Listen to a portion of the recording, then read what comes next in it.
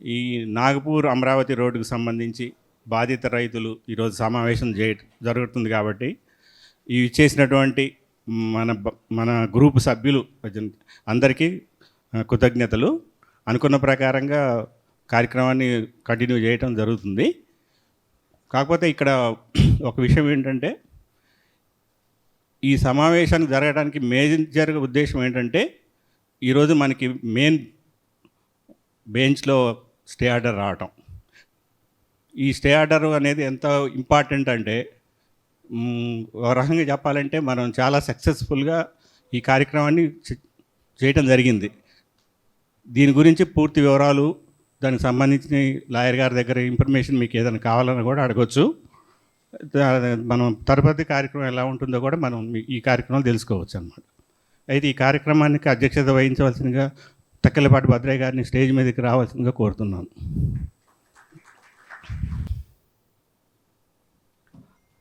అలాగే ఈ కార్యక్రమం మన నాగపూర్ అమరావతి రోడ్డుకి సంబంధించి 7 సంవత్సరాలుగా ఈ పోరాటంలో ముఖ్య పాత్ర పోషిస్తున్నటువంటి బొంతు రాంబాబు గారు కూడా ఈ స్టేజ్ మీదకి రావాల్సిందిగా కోరుతున్నాను.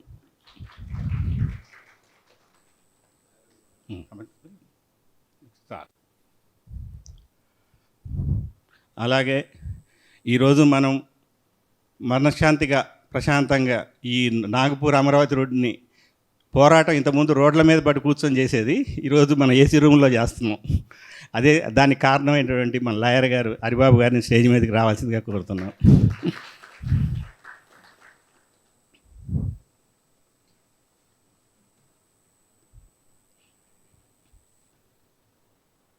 సార్, ఈ కార్యక్రమం గురించి మొదటగా ఈ స్టే రావడానికి కారణమైనటువంటి సార్కి కృతజ్ఞత తెలుపుతూ ముందు ఒక మన భద్రయ్య గారి కృతజ్ఞత తెలపాలని కోరుతున్నాను.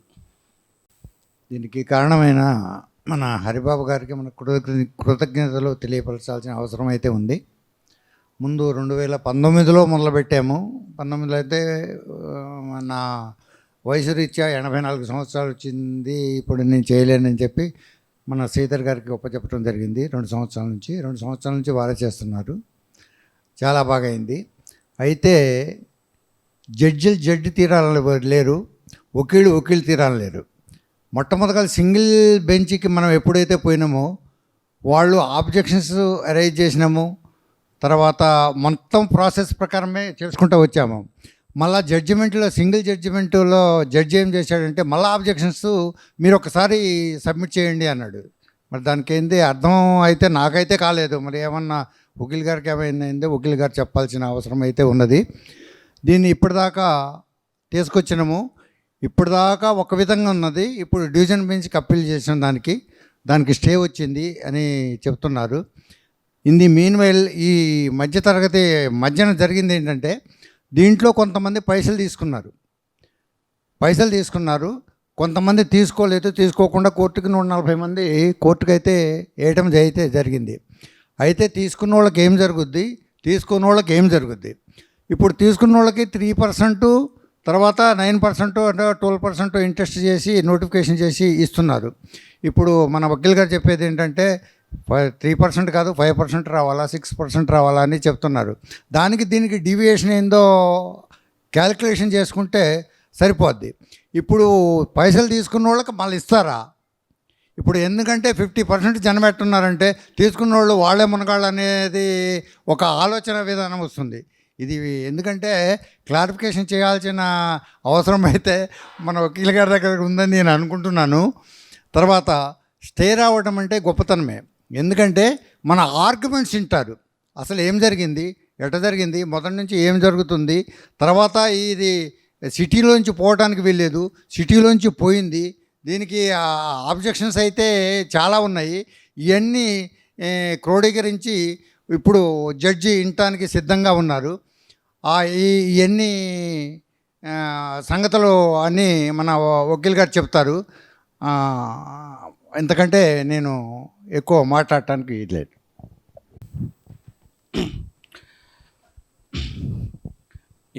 ఇప్పుడు జనరల్గా మనం ఫోన్లలో మాట్లాడుకుంటున్నాం ఏ విషయాన్నైనా. ఇప్పుడు అందరు డైరెక్ట్ మాట్లాడటం వల్ల కొంచెం తడబాటు ఉండొచ్చు. కానీ ఒక విషయం మాత్రం నేను ఇక్కడ అసలు లాయర్ గారు మాట్లాడే ముందు కూడా అసలు మనం ఏం జరిగింది, అసలు మన పరిస్థితి ఏంది ఈరోజు. మన పరిస్థితి ఎట్లా ఉందంటే, నిన్నగాక మొన్న అంటే ఒక 10 days బ్యాక్ నిన్నటి వరకు కూడా ఆర్డీఓ ఆఫీస్ నుంచి మీకు భూములు తీసుకుంటున్నామని ఒక ఆర్డర్ కాపీలు కూడా వచ్చాయి. వాళ్ళకి ఓపిక లేక వాట్సాప్లలో పంపించారు. అయితే నాకు కూడా ఒక వాట్సాప్ పెడుతుంటే, నేను నా భూమి తీసుకొని నాకు వాట్సాప్ పెడతాను, నా ఇంటికి వచ్చి ఇవ్వాలని నేను అడిగా. ఇంటికి వచ్చి ఒక లేడీ అయినా కూడా ఇంటికి తీసుకొచ్చి ఇప్పించే బాధ్యత చేసేది. ఎందుకంటే ఆ నొప్పి వాళ్ళకి తెలవాలి. కాబట్టి ఈరోజు మనకు వచ్చిన ఆర్డర్ కాపీలు ఏదైతే ఉన్నాయో అవన్నీ కూడా చెల్లుబాటు కావు, గుర్తుపెట్టుకోండి. కానీ మన స్టేజ్ ఏంటంటే, ఈరోజు వాళ్ళు వచ్చి భూమి మీదకి వచ్చి రెడీ టు యాక్షన్ చేయడానికి ఉన్న టైంలో మనకి స్టే ఆర్డర్ వచ్చింది. దాన్ని మనం చాలా గుర్తించాలి. కాబట్టి సార్ రండి సార్, కూర్చో.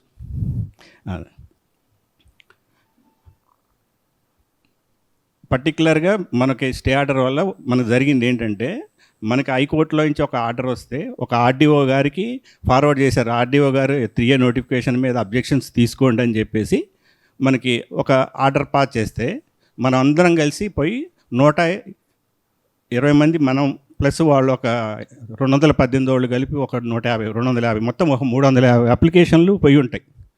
దానికి ఒకటే సమాధానం 10 రోజుల తర్వాత, ఈ ఏది కూడా మాకు లేదు, అంత కరెక్టే ఉంది, మేము భూములు తీసుకుంటున్నాం అని సమాధానం ఇచ్చారు. కానీ మనం దాంట్లో అబ్జెక్షన్స్ మీరు లెటర్ చదివారో లేదో, మనం దాదాపుగా ఒక 15 క్వశ్చన్లు వేసి ఉంటాం. ఆ 15 క్వశ్చన్లకు కూడా ఆన్సర్లు చెప్పలేదు. వాళ్ళకు వచ్చింది రాశారు. అంటే ఎగ్జామినేషన్కి పంపించినప్పుడు ఒక క్వశ్చన్ పేపర్ ఇస్తే క్వశ్చన్లకు ఆన్సర్లు రాయాలా, అలా మనకు వచ్చింది రాస్తారా? అంతే కదా. మీరు టీచర్లు చాలామంది ఉన్నారు. మనకు వచ్చిన క్వశ్చన్ పేపర్ ఇస్తే ఆన్సర్లు స్టూడెంట్ ఏం రాయాలా, దాని ఆన్సర్ రాయాలి. కానీ మనకు వచ్చింది రాస్తే, నాకు వచ్చింది రాస్తానంటే పాస్ అవ్వరు కదా. అట్లానే వాళ్ళు ఇప్పుడు ఫెయిల్ అయ్యారు. అదే వాళ్ళకు వచ్చిన ఆన్సర్ రాస్తే కరెక్ట్ కాదు. మనం అడిగిన క్వశ్చన్కి ఆన్సర్ చెప్పాలి. అది జరగలేదు. ఆ హక్కు మనకుంది. మనకి రాజ్యాంగం ఒక హక్కు ఇచ్చింది, దాన్ని మనం కాపాడుకోవాలి.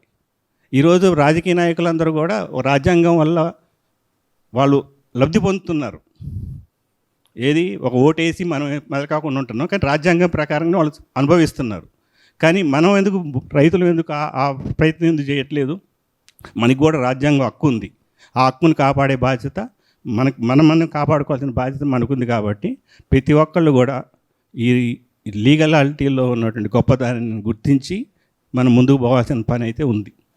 అది ఎంతవరకు ఉందంటే, ఈరోజు మనకి 3 మార్గాలు ఉన్నాయి. ఒకటి, భూమిని కాపాడుకోవటం. భూమిని కాపాడుకుంటారా, లేదంటే డబ్బులు తీసుకుంటారా, లేకపోతే వాళ్ళు ఇచ్చినంత పెరిగి తీసుకోవాలా, లేకపోతే వాళ్ళు ఇచ్చింది తీసుకోవాలా? ఏం చేద్దాం మనం? భూమి కాపాడుకుందామా? చెప్పండి మీరే ఒక మాటగా. అభిప్రాయం కాదు, మనం భూమి కాపాడుకోవడానికే అవకాశం ఉంది. ఇంకా ఏదో లేదనేది అయితే లేదు. ఎందుకు మనం ఇక్కడికి వచ్చిన వాళ్ళు అయితే, బయట ఉన్నోడి సంగతి పక్కన పెట్టండి, ఏడవకు వచ్చిన వాళ్ళందరూ కూడా 100కి 100% అభిప్రాయాలతో కూడా సంబంధం లేదు. నేను చెప్తున్నా, 100కి 100% మన భూమిని మనం కాపాడుకోవాలి. అదే మన లక్ష్యం. మనం ఎక్కడ కూడా ఏ పేపర్లో కూడా డబ్బులు కావాలని కానీ అది కానీ ఇది మనం చెప్పాం. కోర్టులో కూడా ఎక్కడ కూడా డబ్బుల గురించి ఎక్కడ కూడా మెన్షన్ చేయలేదు. అందుకే మనం ఈరోజు నిలబడి ఉన్నాం. ఎక్కడైనా డబ్బు గురించి మాట్లాడితే ఈ ఉద్యమం కాదు కదా, వాళ్ళు మన పక్కన పడేసినట్టే. మన భూమి వెనకన్నా ఉంటుంది, లేకపోతే పెరిగి రావడం అనేది సెకండరీ. మనకైతే నష్టం అయితే జరగదు. ఇప్పుడున్న డబ్బులు, వాడిచ్చే డబ్బుల కంటే మాత్రం మనం ఎక్స్ట్రా తీసుకునే ఆప్షన్ అయితే మనకుంది. కానీ ఇక్కడికి వచ్చిన ప్రతి ఒక్కళ్ళు మైండ్ సెట్ భూమి కావాలని అంతే. వస్తుందా రాదా? ఎన్నెచ్చోడు అక్కడ పైన పని చేసిండు, ఇక్కడ వరకు పని చేసిండు, మనం దాగిద్దా అంటే ఎందుకు ఆగదు? మనం వెలుగుమట్టలో ఇల్లు కట్టుకున్నారు. మన ఖమ్మమే ఉదాహరణ. వెలుగుమట్టలో ఇల్లు కట్టి 5 సంవత్సరాలు బట్టి ఉన్న వాళ్ళు ఇల్లు బాగొట్టారు. ఎందుకంటే లీగల్గా లేదని. మరి లీగల్గా రోడ్డు వేసినప్పుడు దాన్ని కూడా పగలగొట్టచ్చు కదా. అది దాని నష్టపరిహారం ఎవరు? మన బాధ్యులు. దాన్ని కూడా పగలగొట్టవచ్చు. మన సీఎం గారు చేయొచ్చు. అవన్నీ లీగల్ లేనప్పుడు పగలగొట్టవచ్చు. వాళ్ళకు ఒక న్యాయం, మనకు ఒక న్యాయమా? కాబట్టి ఏదో ఎన్హెచ్ఓల గురించి మనం జాలి పడొద్దు. మనకి ఖమ్మానికి ఆప్షన్ ఉంది. ఒకళ్ళు వచ్చిన పక్షంలో కూడా సర్వీస్ రోడ్లు, మనకి అంత కారిడార్లా రావాలా, మన సిటీ మధ్యలో నుంచి ఎట్లయితే రోడ్డు పోద్దో అది ఉండాలి. కానీ గ్రీన్ ఫీల్డ్ హైవే లాగా అటు ఇటు పోద్ది, మేము ఏం చెయ్యం అంటే కుదరదు. ఖమ్మం రూల్స్ పట్టణ పరిధిలోంచి వెళ్తుంది కాబట్టి పట్టణ పరిధిలో ఎట్లా రోడ్డు పోద్దో ఆ టెక్నికల్గా మనకి రోడ్డు ఉండాలి. లేదు గ్రీన్ ఫీల్డ్ రోడ్ లాగా మీరు ఖమ్మం ఎక్కారో లేదు, వైరా నుంచి ఈ మధ్య నేను చిన్న తిరుపతి వెళ్ళాను, వెళ్తా రోడ్డు ఎక్కితే సూపర్గా వెళ్తుంది రోడ్డు, ఓకే ప్రాబ్లం లేదు. కానీ అటుపక్క ఇటుపక్క ఎటువంటి ఒక ఊరు కూడా తగలదు, మన ఖమ్మం ఎందుకు తగులుతుంది? ఏదైనా దూరానికి మళ్ళీ ఊరికి దగ్గరికి వెళ్తుంది కానీ ఊళ్ళోంచి పోవట్లే. అట్లే ఖమ్మానికి కూడా ఒక ఆప్షన్ ఉంది, ఆల్రెడీ సెకండ్ ఆప్షన్ ఉంది కాబట్టి అది జరుగుతుంది. నేను ఒకటే కోరటం కాదు, ఆర్డర్ కూడా చేస్తున్నా. నేను చెప్తున్నా, మనం భూమి కోసం పోరాటమే, డబ్బుల కోసం పోరాటం లేదు ఇక్కడ, అంతే. అది నా వాయిస్. సార్ కానీ లీగల్ కూడా మేమేమున్నా కూడా మీరు ఏం చేయవసరం లేదు, మీరు మాకు ఫోన్ కాల్కి అటెండ్ అయితే చాలు, మీరు ఏం చేయవసరం లేదు. సార్ ఉన్నారు, మీ వెనక ప్రయత్నం చేయడానికి మనకి లీగల్ ఆప్షన్ మనకు ఉంది. అందరూ ఉన్నారు, మనసు పెడితే అందరూ వస్తారు, దాంట్లో ఎటువంటిది ఆప్షన్ ఏం లేదు. ఇంకొకటి ఏంటంటే ఈరోజు ఒక రిప్రజెంటేషన్ మీద సంతకాలు పెట్టున్నారు మనం. అదేంటంటే ఆ ఎన్హెచ్ ఆఫీస్లోకి వెళ్ళి మనకి ఏదైతే ఆర్డర్ వచ్చిందో అవన్నీ కూడా మనం ఎల్లుండి పెట్టుకున్నాం అనుకుంటున్నాం ప్రోగ్రాము. ఎండల వల్ల అందుబాటులో ఉన్న వాళ్ళు రండి, లేదంటే సిగ్నేచర్ పెట్టినా మేము 4-5 పోయి కూడా రిప్రజెంటేషన్ ఇచ్చేది ఒకటి ఉంది. మీరు పెద్దలు మనవాళ్ళం కాబట్టి చెప్తుందా సార్, అందరు రండి. అదొకటి. ఇంకొక టాస్క్ కూడా ఉంది. ఎన్హెచ్ ఆఫీసులోకి ఇన్ఫర్మేషన్ యాక్ట్ కింద ఒక అప్లికేషన్ పెడుతున్నాము. ఒక 20 మందికి అప్లికేషన్ పెట్టేటట్టుగా ఉన్నాం. కొంచెం పోస్ట్లో పెట్టి పంపించేవాళ్ళు కొంత ఉన్నవాళ్ళు నేను సెలెక్ట్ చేస్తాను. వాళ్ళు మాత్రం ఇన్ఫర్మేషన్ యాక్ట్ కింద ఒక అప్లికేషన్ పెట్టాల్సి ఉంటుంది. మన అడ్రస్ మీద పెట్టడం మొత్తం అప్లికేషన్ రెడీగానే ఉంది. అదేంటంటే ఎన్హెచ్ వాళ్ళు మనకి రోడ్డు వేయడానికి భూసేకరణ జరగకముందే ఇది కాంట్రాక్ట్ వర్క్ ఇచ్చారు కాబట్టి అది చెల్లుబాటు కాదు అనే విషయం మీద కూడా మనం కేసు వేయొచ్చు. ఎందుకు వేయాల్సి వస్తుందంటే ఈరోజు ఏదో మనం భూములు కేసులు వేసిన వాళ్ళ దగ్గరే రోడ్డు ఆపుతాం, మిగిలిన చోట వేస్తామని ఒక వాయిస్ కూడా వచ్చింది, ఏది ఎన్హెచ్ ఆఫీస్ నుంచి నాకు. కాబట్టి మేము ఒకటే చెప్పినాం, మీరు తీర్థాల నుంచి వందనం వరకు ఎక్కడ పనిచేయడానికి వీలు లేదు. ఒకవేళ చేసిన పక్షంలో మళ్ళీ కోర్టు ఓపెన్ అయిన తర్వాత 10వ తారీఖు కల్లా మీ మీద కాంట్రాక్టర్ల మీద కేసు వేయడం జరుగుతుందని కూడా చెప్పడం జరిగింది. కాబట్టి మనం ఇంకో సంవత్సరం సార్ చెప్తున్న ప్రకారం అయితే 2 ఏళ్ల వరకు కూడా ఇది జరగదు. ఏది జరిగినా కూడా వాళ్ళేం మార్చుకొని వెళ్ళాలి తప్ప మనం అయితే కాంప్రమైజ్ లేదు. మళ్ళీ చెప్తున్నాను ఒకసారి, మనం భూమి కోసమే పోరాటం. అది అవకాశం ఉంది కాబట్టి, అది లేనప్పుడు అన్ని రకాలుగా సౌకర్యాలు ఉండేటటువంటి రోడ్డు రావాలి. కాబట్టి ఈ విషయం గురించి మళ్ళా సార్ కూడా డిస్కస్ చేస్తారు. మీ అభిప్రాయాలు కూడా చెప్పండి. ఏమైనా చెప్పాలని ఉంటే ఒకసారి మైక్ ఇస్తాం, మీరు అభిప్రాయాలు చెప్తే సారు ఆన్సర్ కూడా ఇస్తారు అన్నమాట.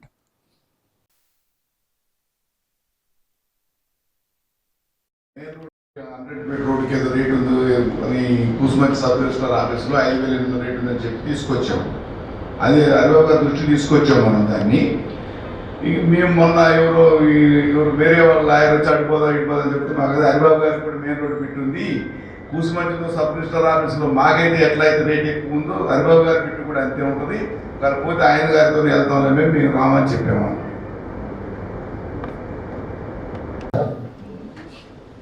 మేము దొంగకోట గారి వెంచర్లో ఒక 3-4 ఉన్నాము. అలాగే జింకల మంగయ్య గారి వెంచర్లో ఒక 4-5 ఉన్నాము. మాకు రీసెంట్గా ఈ 55 ప్లాట్లు ఉన్నాయి. మాకు ఒక 15 రోజుల క్రితం సర్వే వాళ్ళు వచ్చారని చెప్తే అక్కడ తిరిగే వాళ్ళు అక్కడికి వెళ్ళాం. వెళ్తే మా ప్లాట్ల నుంచి రోడ్డు పోతుందని చెప్పారు కానీ మాకు అఫీషియల్గా ఏ లెటర్ రాలేదు. తర్వాత మేము ఆర్డీఓ గారి దగ్గరికి వెళ్ళాం.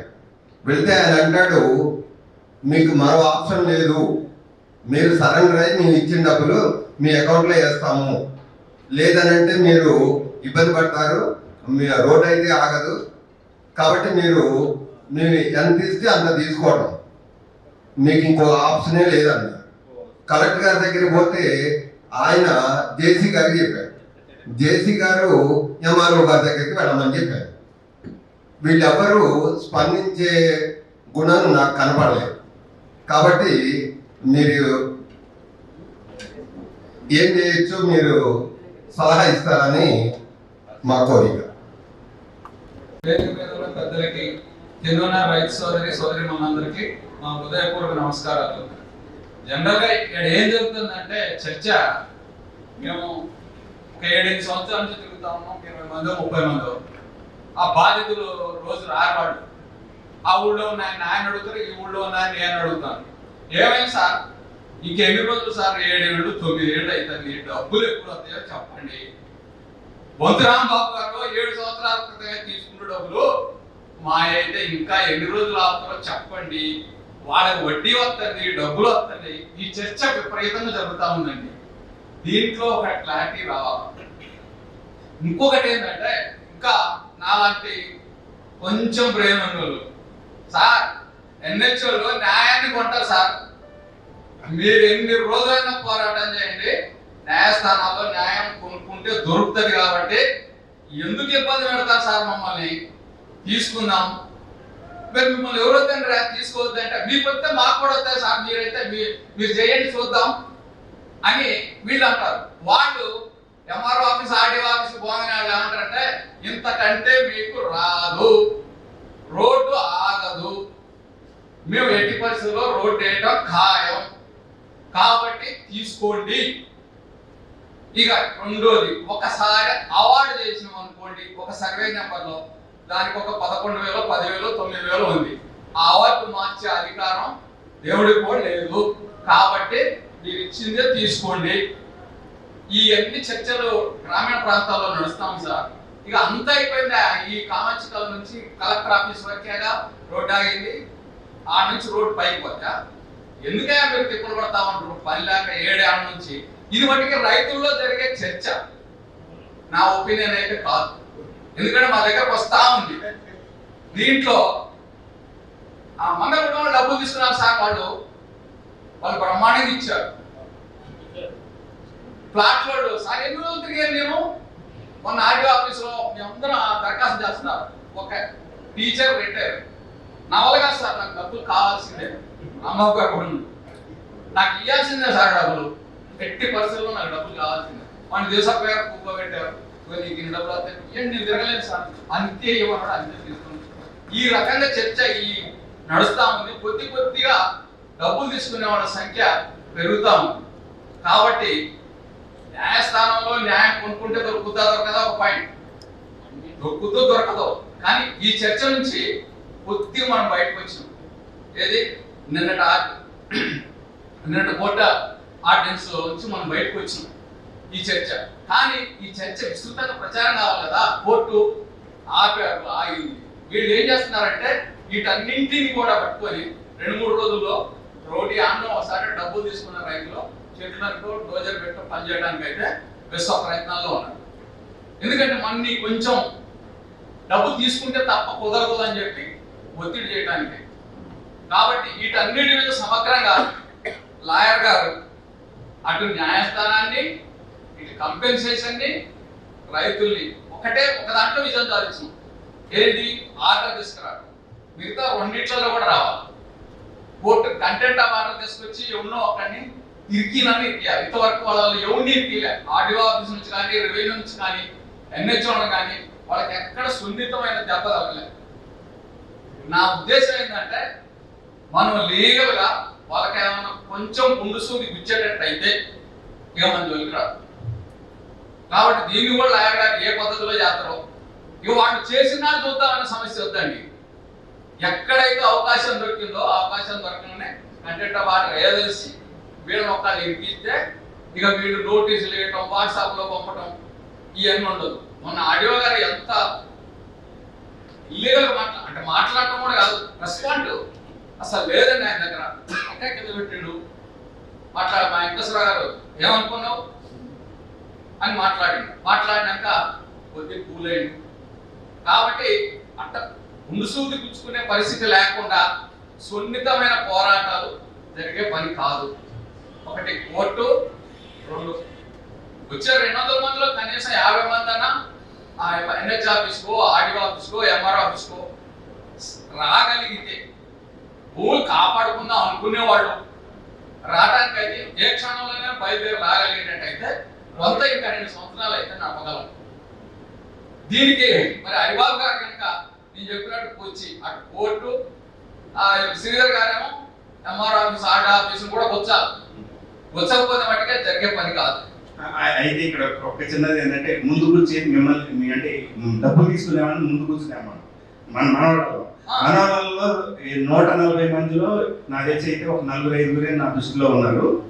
అంటే బయట జనం ఏమనుకుంటున్నారు ఏంటనేది పక్కన పెట్టేస్తే మన గ్రూప్లో ఉన్న వాళ్ళకి మాత్రం ఐక్యత ఉంటే మనం సాధించవచ్చు. పక్కన వాడు ఎవడనుకున్నది కూడా అంటే మీకు చెప్తున్నాను, క్లారిటీ కోసం చెప్తున్నాను. కూర్చే వాటిలలో మన దగ్గర ఉన్న వాళ్ళు కూడా జాగ్రత్తగా మీరు మీ చుట్టూ ఉన్న వాళ్ళని కూడా కాపాడుకుంటూ వస్తే ఆర్డీఓ ఆఫీస్ వాళ్ళని ఎలా రెడీ చేసాం. ఇప్పుడు ఆర్డీఓ ఆఫీసు వీళ్ళన్నిటి కూడా మనం ఆపడానికి ప్రయత్నం చేస్తూ సార్ ఫోటో చూసుకుంటారు. ఇవన్నీ జరుగుతాయి కానీ మనలో ఐక్యత కావాలి. ఎన్ని రోజులు కాపాడదాం? వాళ్ళు మనతో వచ్చేవాళ్ళు మన ఊళ్ళో 10 మంది 20 మంది ఉన్నారు. వాళ్ళు రోజు మన దగ్గరకు రారు, మన ఆఫీస్కి రారు. మన ఎవరో ఒక శ్రీధర్ గారినో, రాంబాబు గారినో, భద్రయ్య గారినో కూర్చున్నారు. భద్రయ్య గారు నిజం కాదా? ఏమైంది భద్రయ్య గారు? ఏమైంది ఇన్ని రోజులు అంటే? ఇప్పుడు 5 రోజుల్లో వచ్చే నష్టమే ఉంది వచ్చిన వాళ్ళకి. మన దగ్గర నేను అంటలే అదే అనేవాళ్ళు. నేను చెప్తానే కదా, నేనే సమాధానం చెప్పి నా దగ్గర నాకు ఫోన్ చేసి నేను మాట్లాడుతున్నా కదా. ఎవరు కూడా అంటే లేట్ అయిన దాని గురించి బాధపడట్లేదు. మళ్ళీ అంటే ఆగుతుందా ఎన్హెచ్ గురించే జాలి పడుతున్నారు. అయితే వాళ్ళకి క్లారిటీ ఇస్తున్నా, ఎన్హెచ్ విషయంలో మనం బాధపడవలసిన లేదు. రోడ్డు ఆగదంటే ఆగింది. ఎందుకు ఆగదంటే లీగాలిటీకి ఒక రోడ్డు ఆప్షన్ ఉంది. ఒక ఓన్లీ పొదుమూరు దగ్గర నుంచి ఒక 3 కిలోమీటర్లు వాళ్ళు సర్వం చేశారు. అదొక్కటే ప్రాబ్లం వాళ్ళకి, అది వాళ్ళ నష్టం. ఇవాళ తీర్థాల దగ్గర కూడా 2 కిలోమీటర్లు స్టార్ట్ చేశారు. నష్టం ఎవరికి? వాడికి. వాడి దగ్గర నష్టం జరిగేదానికి మనం ఆలోచించాల్సిన పరిస్థితి. వాళ్ళు ముచ్చలేదు. ఎందుకంటే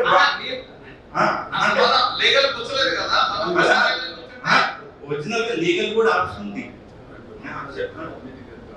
జనరల్ లీగల్ కూడా ఆప్షన్ ఉంది కానీ మన ఏంటంటే పొదూరు వాడు ఊరు వాడికి ప్రాబ్లం ఉంది. ఆడ 2 కిలోమీటర్లు చేస్తాడు, కిలోమీటర్ స్టార్ట్ చేస్తారా? అదే వందనంలో కూర్చుంటే కలెక్టర్ యువతలకు రాదు అనేది నా అభిప్రాయం. అదంతా ఇప్పుడు ఈసారి సమస్య చేయాలి. నిన్నటి వరకు ఏ ఆర్డర్ లేదుగా, ఇప్పుడు స్టే ఆర్డర్ వచ్చింది కాబట్టి ఇప్పుడు కూర్చుతాను సహకారం. ఇప్పుడు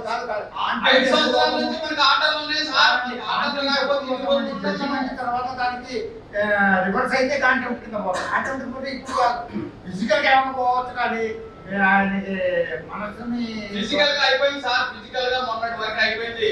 2022 వరకే ఫిజికల్, 23, 24, 25 అయిపోయింది. ఇక అప్పటి వరకు వచ్చారు ఫిజికల్ గా. మీరు ఇట్లా కాదు కానీ వాళ్ళు మిమ్మల్ని ఎన్ని రోజులు ఆగుతారంటే మీ ఇష్టమైన రాండి, లేకపోతే పక్క తప్పకుండా చెప్పేసేయండి. మీరేది భయపడాలండి, మీరు భయపడాలని లేదు. మిమ్మల్ని అంటే భద్రగా చెప్తా, మీకు ఇష్టమైతే రండి. మేమైతే భూమి కోసం ఆగుతున్నాం, మీ ఇష్టమైతే రాండి లేకపోతే ఎవరు రమ్మన్నారు? ఈ మాట చెప్పండి. మేమైతే భూమి కాపాడకూడదు. ఎన్ని రోజులు ఇంకా కాపాడండి. ఆకలేని పరిస్థితి అడిగిపోతే డబ్బులు ఇట్లే వాడి వాడి మేము ఇంకా 10 చేస్తాం. మరి పోరాటం. ఈ సమావేశానికి వచ్చిన రైతులందరికీ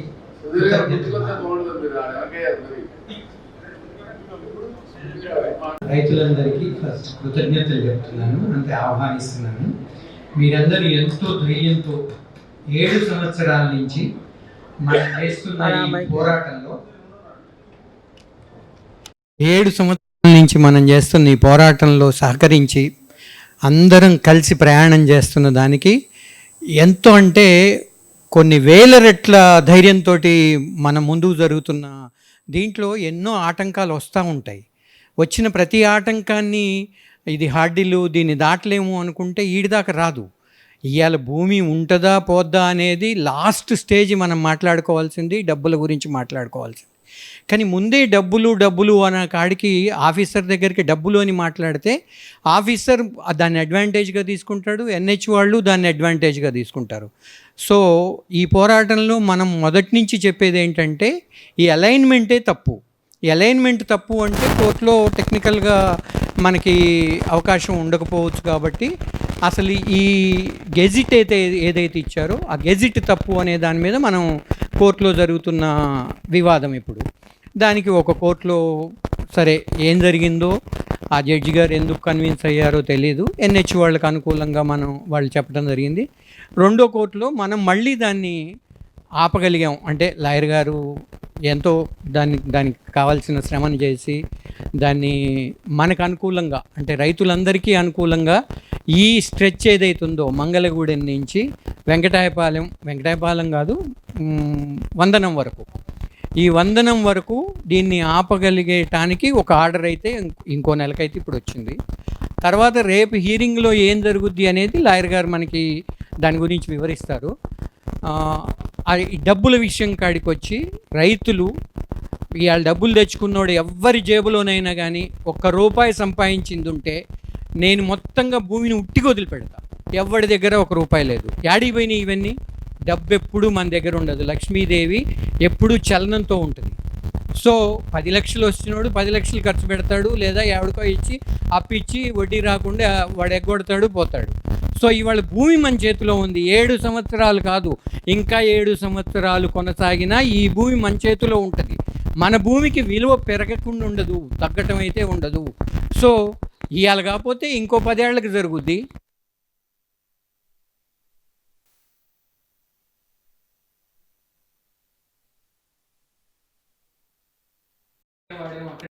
అన్నట్లు కోర్టు 15 ఏళ్ళు పట్టొచ్చు, 20 ఏళ్ళు పట్టొచ్చు, కానీ అప్పటిదాకా మన భూమి మన చేతిలో ఉంటుంది. కదా మన అవసరాలు ఉండొచ్చు, అవసరాలు లేకుండా ఎవ్వరం లేవు. ప్రతి వాడికి అవసరం ఉంటుంది. ఈ అవసరమే ముఖ్యం కాదు. ఈ రోజు ఈ రోడ్డు ఇక్కడికి రాలేదు, ఈ అవసరం ఎట్లా తీరేది మనకి? వాళ్ళ గవర్నమెంట్ డబ్బులు కావాలని పోయి అడిగే వాళ్ళకి ఈ అవసరాలు ఎట్లా తీరుతాయి? ఏదో అప్పు చేసుకుంటారు, లేకపోతే ఇంకో మార్గాన్ని ఎంచుకుంటారు. దాన్ని అమ్ముకోవాలి అన్నా కానీ ఇవాళ అమ్ముకోనియట్లేదు అంటే అయ్యాలి మాత్రం అమ్ముడెట్లు పోతే ఇవాళ అంతా రియల్ ఎస్టేట్ అంతా పడుకోవటం కాదు, అసలు పాతాళానికి పోయి ఉంది. ఎట్లా అమ్ముకోగలుగుతారు ఈ రోజుల్లో?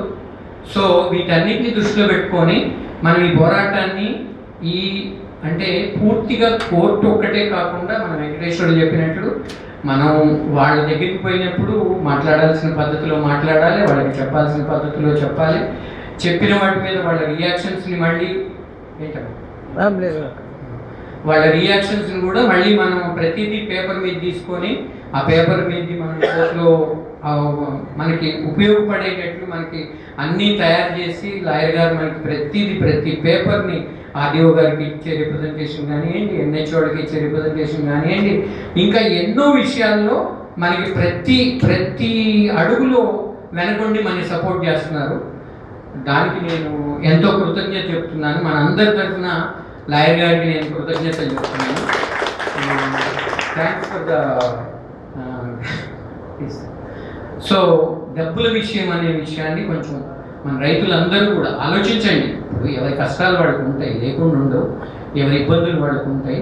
అసలు ఈ భూమి ఈ రోడ్డే రాలేదు, ఈ ఇబ్బందులు ఎట్లా తీరుతాయి అనేది కూడా ఆ కోణంలో ఆలోచించి ఆ కోణంలో ఆ పద్ధతిలో దాన్ని మనం ఫుల్ఫిల్ చేసుకోవడానికి ప్రయత్నం చేస్తే బాగుంటుందని చెప్తూ ఇంతటితో ముగిస్తాను. మరియు భద్రయ్య గారికి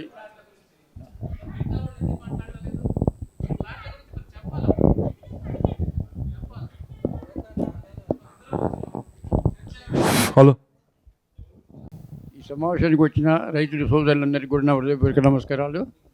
అయితే మనందరికీ కూడా సరే వాస్తవంగా జరిగింది ఏంటంటే భూమి తక్కువ రేట్లు ఉన్న కాడ రైతులు తీసుకోవడానికి ఇష్టపడ్డారు, తీసుకున్నారు.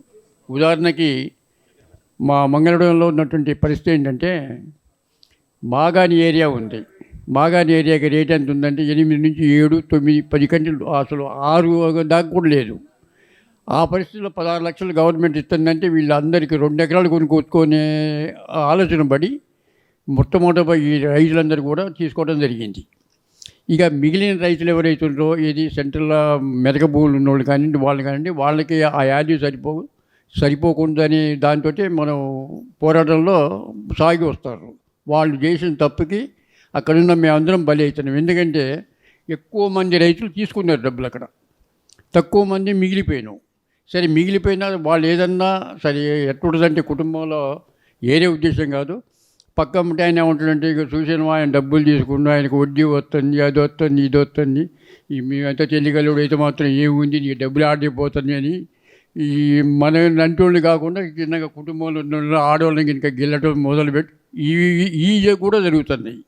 సరే జరిగినా కూడా ముందుకేసి మనం ఈ పోరాటాన్ని 7 సంవత్సరాల నుంచి కాపాడుకుంటూ వస్తున్నామంటే అది మన ఐక్యత జరిగిన పని తప్ప ఇంకోటి అయితే కాదు. సరే మనం వాస్తవంగా కోర్టు పోయి మనం చేయగలిగే శక్తి మనకు ఉందా అంటే ఒక పక్కగా చెప్పాలంటే లేదని కూడా చెప్పవచ్చు. మన ఎంత అసలు ఎన్ని ఫోన్లు చేసినా మనం పోయి కలిసిన టైం ఏంటి హరిబాబు గారు మన ఎంత రావటం వల్ల మనం ఈ పోరాటాన్ని చేయడానికి కొంత బరువు అనేది వారు మనని మోస్తారు. మోసినందుకు మనం కూడా వారికి సహకరించి మన అందరికి శక్తిని కాపాడుకోవాల్సిన అవసరం మనకి ఎంతైనా ఉంది. సరే సార్, నాకు ఇంకొక ఉద్దేశం ఏంటంటే రేపు 1 తారీఖు నుంచి మార్కెట్ వాల్యూ పెంచుతూ ఉంటారు. ఇందులో కొంతమంది రైతులు కొన్ని అనుమానాలు నా ఒక్కడికే కాదు సార్, నాకు కూడా ఉందనుకోండి, లేదంటం లేదు. ప్రతి రైతులో ఉన్నటువంటి అవగాహన ఏంటంటే రేపు మార్కెట్ వాల్యూ పెరుగుతుంది, ఈ వాల్యూ మనకు వస్తుందా, వర్తించుద్దా అనేది ఒకటి. పోతే ఖమ్మం జిల్లాలని మన ఇక్కడ ఈ దగ్గర నుంచి రైల్వే లైన్ కూడా పోతుంది. ఆ రైల్వే లైన్కి 5 రేట్లు ఇచ్చారు డబ్బులు మొన్న. అది అందరు రైతుని కూర్చోబెట్టి 5 రెట్లు కట్టించారు. మనం ఏ స్థాయిలో ఉన్నామంటే మనకు 3 రెట్లకి 2 రెట్లు కలిపి 3 రెట్లే ఇచ్చారు మనకు డబ్బులు. ఇది 16 లక్షలు అంటే 16 అంటే ఒక్కొక్క ఏరియాని బట్టి వచ్చింది అనుకోండి. మా ఏరియాకి అయితే 16 లక్షలు కాబట్టి మాకున్న 5.25 వాల్యూకి 2 రేట్లు కలిపితే 16 లక్షలు అయింది. అట్లా కాకుండా ఈ మన పంజలపల్లి దగ్గర నుంచి అమరావతి వరకు రోడ్డు రైల్వే లైన్ తీసుకున్నారు. దానికి 5 రేట్లు ఇస్తాను రైతులందరినీ కూర్చోబెట్టి మాట్లాడి వాళ్ళు ఏకాగ్రంగా ఇచ్చారు. సరే ఇప్పుడు మనం భూ పోరాటాలనే మాట్లాడుకుందాం అనుకున్నాము, ఈ విషయం లేదు. కానీ సరిగా ఒకసారి మీతో కూడా అది మీ దృష్టి కూడా తీసుకొద్దని ఆలోచనతో చెప్పడం జరుగుతుంది సార్. దాని గురించి మీరు కూడా కాస్త వివరంగా చెప్పి మా రైతులందరినీ సంతోషపెడతారని ఆశిస్తూ సెలవు తీసుకుంటారు సార్. భూముల గురించి చెప్తున్నారు కదా సార్, వారు ప్లాట్ల గురించి ఏం అడుగుతలేరు కదా, అందుకోసం అడిగా. ఫ్లాట్ల గురించి ఏం చెప్తలేరు కదా మీరు. నా డౌట్ రాంబాబు గారు మాట్లాడాల్సి కోరుతాం. అందరికీ నమస్కారం. మొన్న ఆర్డీఓ గారి దగ్గరికి పోయినప్పుడు మన పరిస్థితి ఎట్లుందంటే నీళ్ళల్లో పడి జారి పడతాం, ఈత రాదు, మునిగిపోయి ఇక 3వ మునకలో ఉంటే ఒడ్డు మీద ఏమన్నా గరిక పుల్లన్న తగిలి ఆగితే ఒడ్డు పట్టుకొని ఆగితే బాగా అన్నట్టు పరిస్థితిలో ఉన్నాం. కానీ మళ్ళీ ఈ వారం 10 రోజుల్లోనే పరిణామాలు మారి ఒక విధంగా స్టే రావడం అనేది గొప్ప అదృష్టంగా భావించాలి. ఎందుకంటే చాలామంది కొన్ని అనుమానాలు ఉన్నాయి. ఇప్పుడు రవీంద్ర గారు మాట్లాడిన, వెంకటయ్య గారు చెప్పిన ఎన్ని రోజులు పోరాటం, కొంతమంది తీసుకుంటున్నారు కదా, మనం తీసుకోకపోతే ఏమైద్ది, మనం కూడా తీసుకొని ఫైట్ చేద్దామే, ఇచ్చిన డబ్బులు తీసుకొని మళ్ళీ కోర్టుకు పోదామే, రకరకాల ఆలోచనలు ఇవన్నీ ఉన్నమాట నిజం. కానీ స్టే ఉంటే ఏంటంటే గవర్నమెంటు ఆఫీసరు మన భూమి మీదకి వచ్చినప్పుడు వాడు భయపడుతుంటాడు కొద్దిగా. స్టే ఉంది, వీళ్ళని ఎట్లో గట్లా ఒప్పించాలి, డబ్బుల్లో ఒప్పిద్దామా ఇంకొక రూపంలో ఒప్పిద్దామా అని వాడు ప్రయత్నం చేయాలి. స్టే లేనప్పుడు ఏమైంది, మొన్న ఆర్డీఓ గారికి అడిగిపోతే ఏం చేసిండు, మన్ని నేలకు చూసుకుంటే అసలు మనం ఎవడో అన్నట్టు మనం మాట్లాడుతుంటే కిందికి చూస్తుండవు, అంటుండు కిందికి చూసుకుంటా. అంటే అది స్టే ఉన్నప్పుడు ఏంటంటే వాడు భూమి మీద రావాలంటే భయపడతాడు. స్టే లేనప్పుడు ఏంటి, మనం భయపడాలి, ఏం చేస్తే మళ్ళీ వాడు ఏం ఏ కేసు పెడతాడో ఏం చేస్తాడో అని చెప్పి మనకి. అందుకని మనకి పెద్ద ఉపశమనం అనేది స్టే రావటం అనేది పెద్ద ఉపశమనం. ఇప్పుడు అది లేకపోతే కొంత ఇబ్బంది పడేవాళ్ళం అనేది మీరు అందరూ అర్థం చేసుకోవాలి. రెండోది, వెంకటయ్య గారు చెప్పినట్టు చాలా ఉంటాయి, మీకు అర్థం కావడం కోసం 2 పాయింట్లు చెప్తా. మల్లన్న సాగర్ దగ్గర ఉద్యమం జరుగుతుంటే ఇప్పుడు ఖమ్మం నుంచి సూర్యాపేట దేవరపల్లి రోడ్డు ఉంది కదా, చిన్న మునగాల దగ్గర పోద్ది.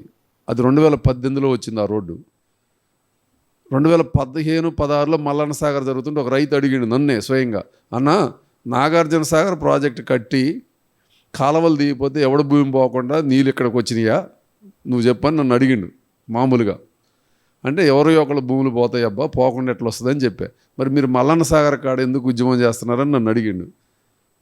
ప్రాజెక్ట్ కట్టొద్దని కాదు, అక్కడ భూమి పోయేవాడి యొక్క బాధను అర్థం చేసుకొని వాడికి కావాల్సినంత కాంపన్సేషన్ ఇచ్చే ప్రయత్నం చేయాలని చెప్పి అడిగాం. తర్వాత పాపం ఆయన భూమే పోయింది. ఇప్పుడు సూర్యాపేట దేవరపల్లి రోడ్లో ఆయన భూమే పోయింది. వచ్చి అన్న నువ్వు వాళ్ళు చెప్తే నాకు ఏదో అనిపించింది. ఆయన నన్ను వ్యంగ్యంగా అడిగిండు. అడగటం అంటే ఒక పెళ్లి దగ్గర ఫంక్షన్ దగ్గర అడిగితే మామూలు చర్చల్లో అడిగిండు, మీరేంది ఎట్లా చేస్తున్నారు, గుండు పిన్నులు వేసిపోయి కూర్చారంట, అది చెప్పిండు ఇది చెప్పిండు అని వచ్చింది చర్చ మా ఇద్దరి మధ్య. ఆయన భూమే పోయింది ఇప్పుడు 2 ఎకరాలు. అన్న నువ్వు చెప్తే నాకు 2013 భూసేకరణ చట్టం ఇవన్నీ అప్పుడు అర్థం కాలేదు, కానీ నాకు ఇప్పుడు 15 లక్షలు ఇస్తాననేటాలకు నాకు అర్థమైంది అని చెప్పి ఆయన కూడా పోరాడిండు. సరే 24.5 లక్షలు తీసుకోండి, అది వేరే విషయం. చెప్తున్నా కొంతమంది ఎట్లా ఉంటారు అంటే అది పోకపోతే అయిద్దా. వందనం దగ్గర రోడ్డు అమరావతి దగ్గర నుంచి వందనం వచ్చాక, నాగపూర్ నుంచి మంగళగూడెం దాకా వచ్చాక, తీర్థాలను కామంచికల్లు రావణపేట పక్కనను ఈ రఘునాథపాలపల్లి వెంకటాపాలపల్లి ఆగిద్ది, ఈ రోడ్డు ఆగిద్దని. అంత అయ్యాక అన్ని వేల కోట్లు పెట్టి రోడ్డు వేసుకుంటూ వచ్చాక ఈ మధ్యలో ఆగిద్దా అంటే ఆగుద్దా ఆగపోవచ్చు అని మన బలహీనపరుస్తారు. ఇంత దూరం వేసాక ఇన్ని 100 కిలోమీటర్ల రోడ్డు అయిపోయిన తర్వాత ఈ మధ్యలో 6 కిలోమీటర్ల రోడ్డు ఆపితే ఆగిద్దా. హరిబాబు గారు ఏదో చెప్తుండు కోర్టులో, లేకపోతే భద్రయ్య గారు ఏదో చెప్తుండు, రాంబాబు ఏదో చెప్తుండు, ఏదో వాళ్ళకి ఏం పని లేదు కాబట్టి ఏదో పోరాటం అది ఇది అని చెప్పి చెప్తున్నారు తప్ప ఇది ఆగేది కాదు అని చెప్పి మన నిరుత్సాహపరిచి నిరాశపరిచి పక్కదారి పట్టించే దానికోసం కొంత ప్రయత్నాలు ఆటోమేటిక్గా జరుగుతాయి. ఇంతమంది అయిపోయిన తర్వాత మనం ఏముందని. అది కొంతమంది ఏమనుకుంటున్నారంటే డబ్బుల విషయం, ముందు తీసుకున్నోడికి వడ్డీ వస్తుందని. ఒకటి అవార్డు అయిన దగ్గర నుంచి మనకి వడ్డీతో సహా రావాల్సిందే, గుర్తుపెట్టుకోండి. ఒకవేళ మీరు ఇప్పుడు అదే డబ్బులు అవార్డు అయిన డబ్బులే తీసుకోదలుచుకుంటే ఎన్ని సంవత్సరాలు ఆగితే అన్ని సంవత్సరాలు వడ్డీ కలిపే ఇస్తారు. అది డిపాజిట్ కింద ఉంటుంది అక్కడ. ఇంకా మన జేబులోకి వస్తే ఖర్చు అయిపోతాయి. కొంతమంది ఎవరన్నా మా శ్రీని చెప్తుండే ఒక ఆయన వేరే కాడ కొనుక్కోండి దానికి ఇలా వచ్చిందని. సరే ఒకళ్ళిద్దరు ఉండొచ్చు, అందరికి కలిసి వద్దని చెప్పలేము. డబ్బులు వచ్చాక ఖర్చు అయినోడికి అసలు ఏముండదు. ఆడుంటే చాలా భద్రంగా ఉంటాయి. మీకు మీరు ఏంటంటే ఈ ప్లాట్లు ఇక్కడ వరకు ఆలోచిస్తున్నారు. నేను మన జిల్లాలో ఒకటి చెప్తే ఆశ్చర్యపోతారు. సీతారామ ప్రాజెక్ట్ వస్తుంది ఇప్పుడు. సీమలపాడికి వెళ్ళి పోయారు ఎవరన్నా ఇప్పుడు పోతే చూడండి, పెద్ద అంటే ఇప్పుడు మన ఖమ్మం పక్కన పోయిన నాగార్జున సాగర్ కాలువ కంటే పెద్దది వస్తుంది. 8 లక్షలు ఇచ్చారు అక్కడ. 2019లోనే కామేపల్లి మండలం మద్దులపల్లి దగ్గర నుంచి పింజరమడుగు దాకా ఇక్కడ అవార్డు అయింది. 2019లో 10,50,000కి డబ్బులు ఇవ్వమని కలెక్టరేట్ దగ్గర 5 సార్లు ధర్నా చేసినవండి. భూమి పోయినటువంటి రైతులు మా 10.5 లక్షలు మీరు ఇస్తామన్నారు కదా, మా డబ్బులు మాకు 10.5 లక్షలే ఇవ్వమని చెప్పి ధర్నాలు చేసిన నేను కూడా ఉండి డబ్బులు ఇట్లా ఇప్పటిదాకా రైతులు అడిగితే ఎందుకు ఇట్లా మనం వద్దంటే ఇస్తామంటున్నారు. ఇక్కడ ఎందుకో తెలుసు, అక్కడ రైతులు కూడా ఎందుకు అడుగుతున్నారంటే వాళ్ళ సర్వే నెంబర్లో 10 ఎకరాలు నాకు బొంతు రాంబాబుకు ఉందనుకో, నాది ఎకరమే కాలువ కింద పోతే 9 ఎకరాలు కూడా నాది రికార్డులో కనపట్టలా. నా 9 ఎకరాలకు కూడా రైతు భరోసా రాట్లా, రైతు బంధు రాలా, రికార్డులో నా పేరే లేదు ఇప్పుడు అక్కడ. అందుకని వాళ్ళు ఏంటంటే డబ్బులు ఇస్తే ఆ భూమి పోని మిగతా అది రికార్డులోకి వస్తుందని, డబ్బులు ఇవ్వతే రికార్డులన్నీ ఎక్కియండి అని చెప్పి అడుగుతున్నారు. మరి అక్కడ అడిగే రైతులకి ఎందుకు ఇట్లా అంటే మనం ఒక్కళ్ళమే లేవు. అసలు వాస్తవంగా ఏంటంటే మనం ఈ మధ్యలో కోర్టు న్యాయపరమైనటువంటి పోరాటంలో ఉండడం, అప్పుడప్పుడు పోరాటం చేస్తున్నాం. కానీ మొన్న ఈ మధ్యలో ఇప్పుడే రైల్వే లైన్ గురించి కూడా ఇప్పుడు వెంకటయ్య గారు ఎవరు చెప్పారు. మన బోనకల్ మండలం దగ్గర భూమి 50 ఎకరాలు తీసుకున్నారు. వంగవీడు లిఫ్ట్ కింద ఇప్పుడు భూమి తీసుకున్నారు. 22 లక్షలు మొన్ననే 4 రోజుల కింద ఫైనల్ చేశారు. చాలా చోట్ల భూమి తీసుకున్నారు. ఒకడికి సంబంధం లేకుండా. అధికారులు ఏం చెప్తున్నారంటే మీకు 15 వస్తాయి 16 వస్తాయి అంటాం. మీరు కలెక్టర్ గారితో మాట్లాడుకుంటే పెరుగుతాయి అని ఆడికి తీసుకురావటం. కలెక్టర్ గారు వీళ్ళు రాగానే 18 19 వస్తాయి అబ్బా ఇస్తా అంటాం. లేదు సార్ దండం పెడతాం మాకు కొద్దిగా పెంచమంటే 21 ఇస్తానంటే వీళ్ళు సప్పట్లు కొట్టి బయటకు వస్తున్నారు. మొన్ననే నేను చూసిన మోటమరి రైతులు వచ్చారు. మేము రైతులు మొక్కజొన్న దాని మీద కలవటానికి పోతే మేము 100 మంది రైతులు వాళ్ళు లోన్ నుంచి వస్తున్నారు. రైతులు వచ్చి నన్ను చూసి అన్న నువ్వు ముందు 1 గంట 10 నిమిషాలు ముందు వస్తే బాగుండేది అన్నారు. ఏంటబ్బా ఎందుకు పోయారు అనకంటే ఇది 18 ఇత్తనన్నారు, దండం పెట్టి కొద్దిగా పెంచమను, 21.5 ఇత్తనాను, మేము సప్పట్లు కొట్టి వచ్చినాము.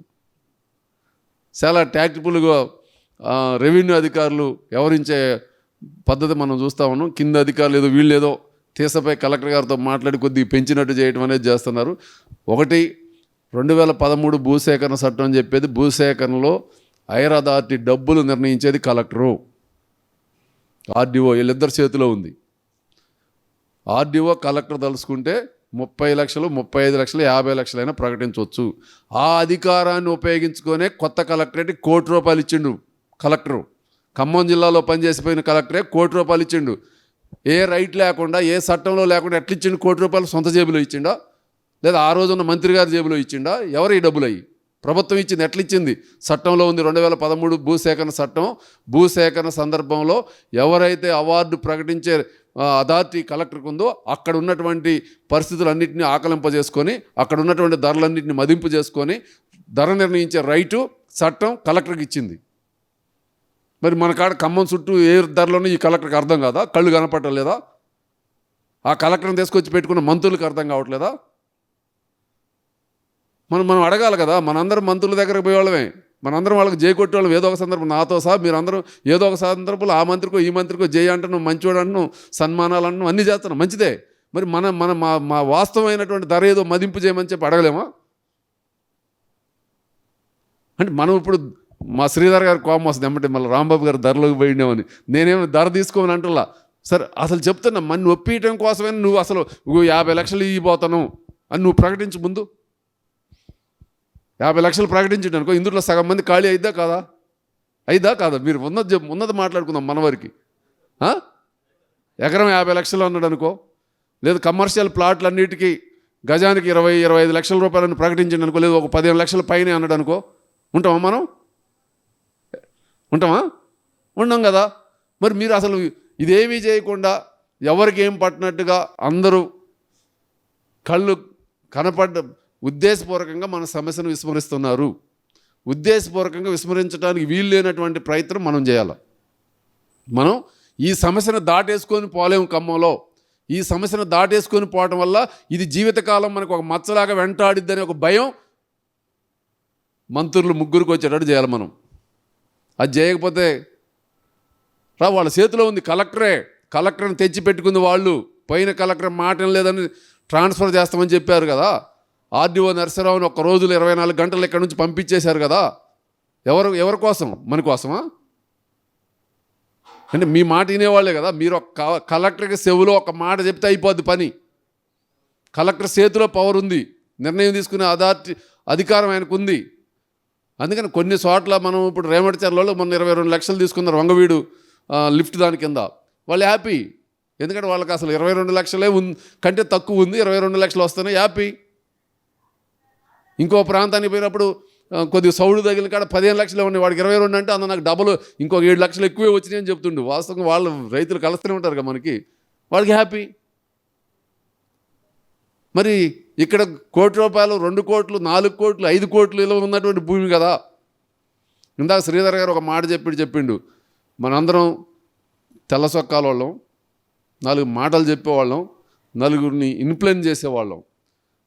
అదే కొత్త కలెక్టరేట్, ఇదే green field Amaravati Nagpur road పక్కన ఉన్నటువంటి ఇళ్ళని పలగొడితే వాడికి ఎవడు దిక్కు లేదు అనుకుంటే వాళ్ళు ఎదురు తిరిగితే ఏమైంది? ఎవడికి తెలియకుండా తెల్లారుజామున పోయి పడగొట్టినటువంటి అధికార మదంతో పడగొడితే ఏమైంది? వాళ్ళు పేదోళ్ళు దిక్కు లేకుండా పక్షుల్లాగా ఎగిరిపోలా, తినకపోయినా ఆండే ఉండి ఎదురు తిరిగితే రేవంత్ రెడ్డి రాష్ట్ర వ్యాప్తంగా దెబ్బతింటనేమో, నా ప్రతిష్ట దెబ్బతింటుందని చెప్పి అదే ప్లేస్లో అదే ఇల్లు కట్టేస్తానని చెప్పి వాడు ఏ రేకుల్లో ఉండడో తెలియదు. కానీ మనకి నువ్వు ఇప్పుడు ఎందరం మిల్లు ఇచ్చి 6 లక్షలు ఇచ్చి ఇల్లు కడతాను. చూడండి, మన కళ్ళ ముందు మన రోడ్డు, మన ప్లాట్ల పక్కన, మన రోడ్డు వేసే పక్కన జరిగినటువంటి పరిణామం. అంటే వాళ్ళ ఐక్యతలో ఉంది. 600, 500 ఏ గుడిసెలు అయితే ఉన్నాయో వాళ్ళ ఐక్యతలో నుంచి వచ్చింది. వాళ్ళకి ఎవడు ఇంకో మాట చెప్పాలంటే నేను ఆ మాట అనకూడదేమో, కానీ మనం పొలిటికల్ కూడా అంత అండొచ్చినట్టు లేదు వాళ్ళకి. ఎవడు కూడా ఈయన ఏమంటాడు ఆయన ఏమంటాడు అని చెప్పి ఒకళ్ళెదరు నాకు దగ్గర కూడా ఇంకోటి పోతే పోవచ్చు. కానీ మీరందరూ గమనిస్తున్నారా లేదా? అదంతా ఉన్నారు వాళ్ళ తరపున అందరూ, అంతేమీ పెద్దగా ఉన్నట్లేం లేదు. అయినా వాళ్ళ ఐక్యత వాడిది వచ్చింది. అందుకని మనం ఖమ్మంలో ఉన్నటువంటి ఈ ప్లాట్ల వాళ్ళం, భూముల వాళ్ళం మనం కనుక కలిసి కట్టుకుంటే మన పరువు తెలంగాణ రాష్ట్రం, ఆంధ్రప్రదేశ్, తెలుగు రాష్ట్రాలు రెండిట్లో పోద్దనే భయం కనుక వాళ్ళకి వచ్చేటట్టు చేస్తే మనం సక్సెస్ అవుతాం. దానికోసం మీరు అందరూ సన్నద్ధత కావాలని చెప్పి న్యాయ పోరాటానికి కావాల్సినటువంటి సహాయ సహకారాలన్నీ హరిబాబు గారు చేస్తున్నారు. ఒక విధంగా ఈ 2 ఏళ్ళు కోర్టులలో మన పక్షం నిలబడుతుంది, ఎంతో కొంత మన న్యాయం ధర్మం మందు కాబట్టి నిలబడడం. 7 సంవత్సరాలు అయినా మనం నిలబడడం, ఖచ్చితంగా మనకి మెరుగైన ఫలితాలే వస్తాయి. మీరెవరు నిరాశ చెందాల్సినటువంటి అవసరం లేదు. ఖచ్చితంగా మనం మెరుగైనటువంటి ఫలితాన్నే సాధిస్తామని చెప్పి విశ్వాసంతో ముందుకు సాగుదామని చెప్పి తెలియజేస్తూ నమస్కారం. రాంబాబు గారు, ఇప్పుడు హరిబాబు గారు మాట్లాడాల్సిన కోరుతున్నాను. పెద్దలు భద్రయ్య గారికి, రాంబాబు గారికి, సహచరుడు శ్రీధర్ గారికి, పాపినేని వెంకటేశ్వర్లు గారు, ఇంకొక ప్రతాపనేని వెంకటేశ్వర్లు గారు, వెంకటయ్య గారు, శ్రీధర్ గారు, అట్లాగే వచ్చిన అందరు సభ్యులకి ముందుగా సాదరంగా ఆహ్వానం.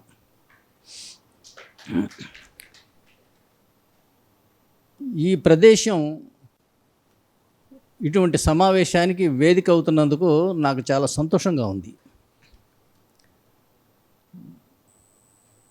విషయాలు అనేకం మన సభ్యులు ఇంతకుముందు ఆల్రెడీ ఎక్స్ప్లెయిన్ చేశారు.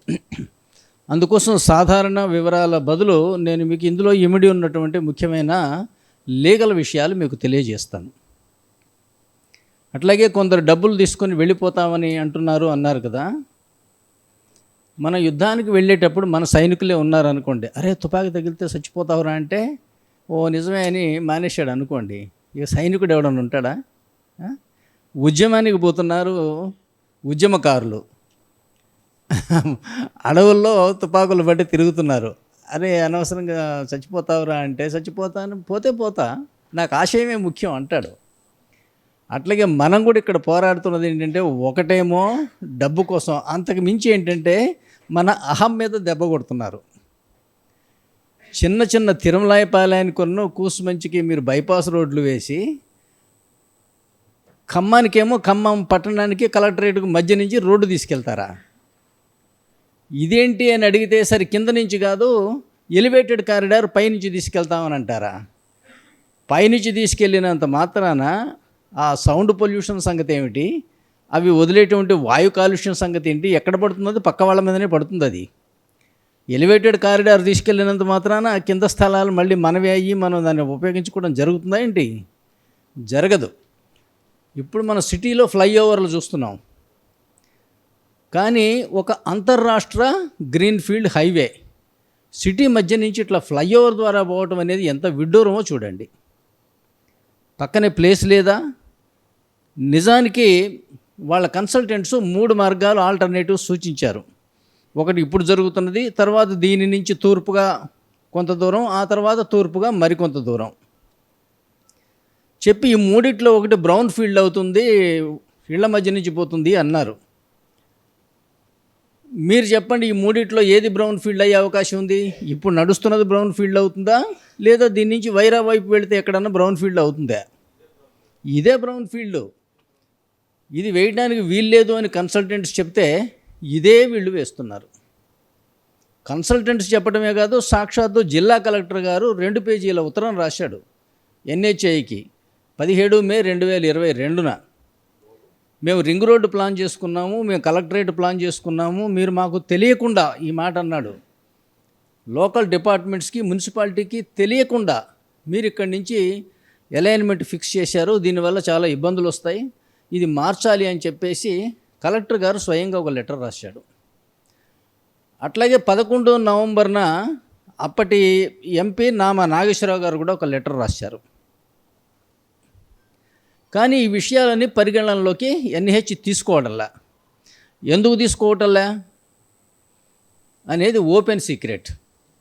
ముందుగా ఒక ఫిక్స్ అయి ఉన్నారు, ముందు కొన్ని కమిట్మెంట్లు అయిపోయి ఉన్నాయి, దాని ప్రకారంగా వెనక రావడానికి వాళ్ళకి ఇష్టం లేదు. అట్లాగే ఈ ఉద్యమానికి ఏంటంటే, ఈ ఊళ్ళో మనకి గొప్ప నాయకులు ఉన్నారు ఈ జిల్లాలో, 3 మంత్రులు, అందులో ఒకరు ఉప ముఖ్యమంత్రి. కానీ ఈ ఉద్యమానికి ఎవరైనా పక్కన వచ్చి నేను అని నిలబడ్డ నాదుడు లేడు. ఇంకా మన CPM బొంతు రాంబాబు గారు, మన నవీన్ రెడ్డి గారు, వీళ్ళు నిలబడకపోతే పొలిటికల్గా అసలు మనకు సపోర్టే లేదు. కారణం ఏంటో నాకు అసలు చాలా విచిత్రం. ఇది ఊరు మధ్య నుంచి రోడ్డు పోతుంటే 3 సంవత్సరాలుగా ప్రజలు ఉద్యమం చేస్తుంటే, 3 ఏమిటి 6 సంవత్సరాల నుంచి చేస్తుంటే ఎవరూ పట్టించుకోవట్లే. మొట్టమొదటి నోటిఫికేషన్ 2019లో పడింది. ఇవాళ 2026, 7 సంవత్సరాలు అయింది. అట్లాగే మనం మొట్టమొదటి కేసు వేసింది ఏప్రిల్ 2023. ఆ రోజు నుంచి ఈ రోజు వరకు స్టే ఉంది, 3 సంవత్సరాలు బట్టి. అయినా కూడా వాళ్ళలో చలనం లేదు. ఇక లీగల్గా విషయం ఇది మనకి చెప్పాను కదా, అహం మీద దెబ్బ కొడుతున్నారు. మన ప్రాపర్టీని బలవంతంగా అన్యాయంగా మా ఇష్టం, మేము తీసుకుంటాం, మేము ఇంత ఇస్తాం, మీ చేతనైంది చేసుకోండి అన్న విధంగా ఇది తీసుకెళ్ళడం జరుగుతున్నది. నిజంగా ఒక న్యాయబద్ధమైన అవసరం కోసం న్యాయబద్ధమైన విధానంలో తీసుకుంటే మనందరం తల ఉంచుకొని ఇస్తాం కూడా. అట్లాగే రైతులు ఇచ్చారు, గ్రీన్ ఫీల్డ్ హైవే కాబట్టి గ్రీన్ ఫీల్డ్స్ నుంచి పోతుంది, వాళ్ళు ఇచ్చారు. ఇదేమిటి ఊరు మధ్య నుంచి తీసుకెళ్ళటం ఏంటి? ఇది గ్రీన్ ఫీల్డ్ హైవే సిద్ధాంతానికి ఇది విరుద్ధం. అందువల్ల మనం పోరాటం చేస్తున్నాం. మా డబ్బులు వస్తాయా రావా అంటే ఇదే సమాధానం. ఒక ఉద్యమకారుడు అమ్మో ఏమైద్దో, అడవుల్లో నన్ను దోమలు కొడతాయి, లేదా కాలుకి ముళ్ళు గుచ్చుకుంటాయి, దెబ్బలు తగులుతాయి, ఏదైనా పోలీసులు పట్టు ఇట్లా అనుకుంటే దొంగవాడు అనుకుంటే అనుకోవచ్చు, కానీ ఉద్యమకారుడు అనుకోడు. మనం ఇవాళ అట్లా అహం దెబ్బతిన్న ఒక ఉద్యమకారులం. నేను మీతోటి కూడా ఒక సహబాధితుడిని. నాకు కూడా కలెక్టరేట్ ముందు మాకు 4500 గజాలు ఉంది, వైరా రోడ్డు ఫేసింగు. ఎంత ఉంటుంది గజం? బాగా లోతు ఎక్కువ ఉంటుంది, 450 అడుగులు లోతుంది కాబట్టి గజానికి ఏమన్నా కనీసం ఒక 40,000 వస్తే చాలు. 30-40,000 వచ్చినా కూడా 4,000 గజాలంటే నాకు 15-16 కోట్లు రావాలి. వీళ్ళు కంపెన్సేషన్ ఇస్తే 2 కోట్లు వస్తాయి. ఎంత అన్యాయమో చూడండి. అసలు ఆ వాల్యూషన్ వాళ్ళు ఎట్లా తొక్కిపెట్టారు చూడండి ఈ రోడ్డు కోసం. ఇది అందువల్ల మనం దీన్ని తీవ్రంగా పరిగణించి అందువల్లనే మనం ఉద్యమం చేస్తున్నాం. నాకు కొంతమంది అధికారంలో ఉన్న వాళ్ళు కూడా పిలిచి 2 సంవత్సరాల క్రితమే చెప్పడం జరిగింది, ఆ రోడ్డు ఆగదండి, ఏదైనా కంపెన్సేషన్ ఉంటే అది మీరు కోర్టు ద్వారా గట్టిగా ట్రై చేసుకోండి అని. నేను విన్నట్టే విని నా ప్రయత్నం అయితే నేను చేస్తున్నా. నాకు మొదటి నుంచి కూడా ఏంటంటే ఈ అహం దెబ్బతింటే ఎదురు తిరిగే క్యారెక్టర్ నాకు మొదటి నుంచి కూడా ఎక్కువే. ఉంటే ఉంటుంది, పోతే పోతుంది. ఏమవుతుందండి, నిజంగా పోతే ఏమైనా అయిపోతామేంటి? అందువల్ల అట్లా అనుకొని మనం పోరాటం చేస్తున్నాం. అది డబ్బు గురించి రవీంద్ర గారు మీకు ఒక్క విషయం చెప్పేది ఏంటంటే, మన చర్చలో వస్తుంది ఏం జరుగుతుందో డబ్బు అనేది, అది ఒక అంశం కింద చెప్తాను నేను మీకు. అట్లాగే ఒక చెల్లి ప్లాట్ల గురించి మాట్లాడటం లేదేమిటి అన్నారు. ఈ ప్లాట్లు అనేది సర్వే నెంబర్ 218లో ఇచ్చిన 70 గజాల సైట్ల గురించా మీరు మాట్లాడేది? ఇతర కలెక్టరేట్ వెనకవే అవి సైటు రిజిస్ట్రేషన్ కింద అయ్యి ఉంటే రిజిస్ట్రేషన్ వాల్యూ లెక్క తీసుకొనే ఇస్తారు, ఎక్కడికి పోవు. రిజిస్ట్రేషన్ అయితే ఆ రిజిస్ట్రేషన్ రేటు ప్రకారం గజాల ప్రకారం అయింది కాబట్టి అట్లాగే ఇస్తారు. అది కూడా ఏంటంటే వాళ్ళు 3 సంవత్సరాల యావరేజ్ అంతకుముందు జరిగిన సేల్ డీడ్స్ తీసుకొని వాటి సగటు లెక్క కట్టి దాని ప్రకారం ఇస్తున్నారు. ఇక నుంచి ఇప్పుడు నేను మీకు మన లీగల్ పోరాటం గురించి చెప్తా, మీరే ఆలోచించండి. లాయర్ సెక్షన్లు చెబుతాడు అంతే, సెక్షన్లు చెప్పరు కానీ న్యాయం ఏంటో ప్రతి పెద్ద మనిషికి తెలుసు. అవే చెట్టు కింద పంచాయతీలు అంటే. ఒక పెద్ద మనిషికి చట్టం పేరు తెలియదు, సెక్షన్ తెలియదు, కానీ తప్పనిసరిగా న్యాయం ఏంటి అని మాత్రం చెప్పగలడు. అట్లా మీరు ఆలోచించండి ఒక న్యాయం. ఇందులో ఉంది కదా అంటే 3A అది ఎక్కడుంది? భూసేకరణ చట్టం 2013, అందులో సెక్షన్ 26కి ప్రావిజో 3. అందులో ఏముంటుందంటే 3A నోటిఫికేషన్ ఇచ్చిన రోజుని సబ్ రిజిస్ట్రార్ వాల్యూని రివైజ్ చేసి పెంచే బాధ్యత కలెక్టర్ది అని ఉంది. అందులో రాంబాబు గారు గుర్తుపెట్టుకోండి, section 26 proviso 3, collector shall take all steps to revise and upgrade the value. కానీ మన కలెక్టర్ గారు ఆ పని చేశారా? చేయలే. మరి ఇది అన్యాయం అవునా కదా? ఇంత పెద్ద ఎత్తున రైతులను మోసం చేయటం అనేది ప్రభుత్వానికి తగిన పని కాదు. నేను నా అభిప్రాయం చెప్పట్లా. Section 26 third proviso land acquisition act 2013లో ఉంది. కలెక్టరు అన్ని రకాల ప్రయత్నములు చేసి తీరాలి ఆ వాల్యుయేషన్ పెంచడానికి. పైగా అప్గ్రేడ్ అని కూడా ఉంది, రివైజ్ అండ్ అప్గ్రేడ్ అని ఉంది. కానీ ఆ పని కలెక్టర్ గారు చేయకుండా గతంలో ఎప్పుడో 3, 4, 5 ఏళ్ల క్రితమా లేకపోతే 1 year బ్యాకా చేసిన వాల్యూ ప్రకారం లెక్కగట్టి కంపెన్సేషన్ ఇస్తాను అనటం చట్టబద్ధమేనా? మీరు చెప్పండి, చట్టబద్ధమేనా? కాదు. అది రివైజ్ చేస్తే ఎంత చేయాలి? చేసేటప్పుడు మళ్ళీ నేను మీకు చెప్తున్నాను, national highways act 1956 section 3G sub section 7 clause A. దాని ప్రకారం ఏముంటుందంటే కలెక్టరు ప్రివైలింగ్ మార్కెట్ ప్రైసెస్ని దృష్టిలో పెట్టుకొని రివైజ్ చేయాలని ఉంటుంది. Prevailing market prices, sub register value కాదు. అంటే అర్థం అక్కడ ప్రస్తుతం ఉన్నటువంటి మార్కెట్ ప్రైసెస్ని ఎంక్వైరీ చేయాలి. కానీ ఆ పని చేశారా? చేయకుండా సబ్ రిజిస్ట్రార్ దగ్గర రిజిస్ట్రేషన్ అయిన విలువలు గత 3 సంవత్సరాలు అయిన వాటిని తీసుకొని వాటికి యావరేజ్ కట్టి, హయ్యెస్ట్ అయినది లేదా అన్నిటికన్నా లీస్ట్ అయినది, ఈ రెండింటికి యావరేజ్ కట్టి దాని ప్రకారం ఇస్తామని అంటున్నారు. అది హిస్టారికల్ కాస్ట్. కానీ మనకు చట్టం చెప్పింది ఏంటంటే కలెక్టర్ ఏమో ప్రైసెస్ రివైజ్ చేయాలి, చేసేటప్పుడు ఏంటంటే సమకాలీన ప్రైసెస్ని దృష్టిలో పెట్టుకోవాలి. ఎకరానికి 4.5 లక్షలు అడాప్ట్ చేశారు. 4.5 లక్షలకి ఎవరిస్తారు? బయట మార్కెట్ చూస్తే ఇక్కడ నుంచి 100 వరకు, 1 కోటి నుంచి 3 కోట్ల రూపాయల వరకు ఉంది. అందువల్ల మొట్టమొదట మనకి రివైజ్ చేయకుండా ఈ వాల్యూస్ ఇవ్వటం అనేది రైతులను మోసం చేయటం తప్పితే మరొకటి కాదు. ఈ రివైజ్ చేయటం అనేది కనుక 1000 రూపాయలు చేస్తే దానికి మల్టిప్లయింగ్ ఫ్యాక్టర్ అప్లై చేస్తే దానికి సొలేటియం ఇస్తే మీకు రావాల్సిన కంపెన్సేషన్ కనీసం మినిమం డబల్ నుంచి 4-5 రెట్లు పెరగాల వాస్తవానికి. అది లేకుండా మన దగ్గర జరుగుతున్నది ఇది ఒకటి. రెండవది, వాళ్ళు భూమి కావాలనుకున్నప్పుడు సెక్షన్ 3A నోటిఫికేషన్ ఇస్తారు నేషనల్ హైవేస్ కింద. ఆ 3A నోటిఫికేషన్ ఎవరు ఇవ్వాలి అంటే కాంపిటెంట్ అథారిటీ అనగా RDO ఇవ్వాలి అని సెక్షన్ 3A1లో ఉన్నది. కాంపిటెంట్ అథారిటీ అంటే ల్యాండ్ ఎక్విజిషన్ ఆఫీసరు అని సెక్షన్ 3లో ఉన్నది. కానీ మన నోటిఫికేషన్ పేపర్ పబ్లికేషన్స్ ఎవరిచ్చారు? NH వాళ్ళు ఇచ్చారు. అంటే మరి ఆ నోటిఫికేషన్ చెల్లుతుందా? అంటే పెళ్లి కొడుకు మారితే పెళ్లి చెల్లుతుందా? ఇవ్వాల్సింది వీడైతే ఇంకొకడెవడో ఇస్తే ఇవ్వటం వల్ల ఏంటంటే చాలా సీరియస్ కాన్సిక్వెన్సెస్, సీరియస్ ల్యాప్సెస్ జరిగింది దానివల్ల. ఈ జోక్ మొన్న ఆర్గ్యుమెంట్లో జరిగింది. నోటిఫికేషన్ RDO బదులు ఇంకొకళ్ళు ఇస్తే సరిపోతుందా? రామాయణంలో రాముడి బదులు రావణాసురుడు ఉంటే సరిపోతుందా అంటే అవతల అడ్వకేట్ అన్నాడు కదా, అంటే మీరు ఇప్పుడు రామాయణం చెప్తే నేను భారతం చెప్పాల్సి వస్తుంది అన్నాడు. కానీ జడ్జి గారేమో ముస్లిము మొయినుద్దీన్ గారు, ఆయన ఏమన్నాడు, నాకు ఈ రెండూ అర్థం కావండి అన్నాడు.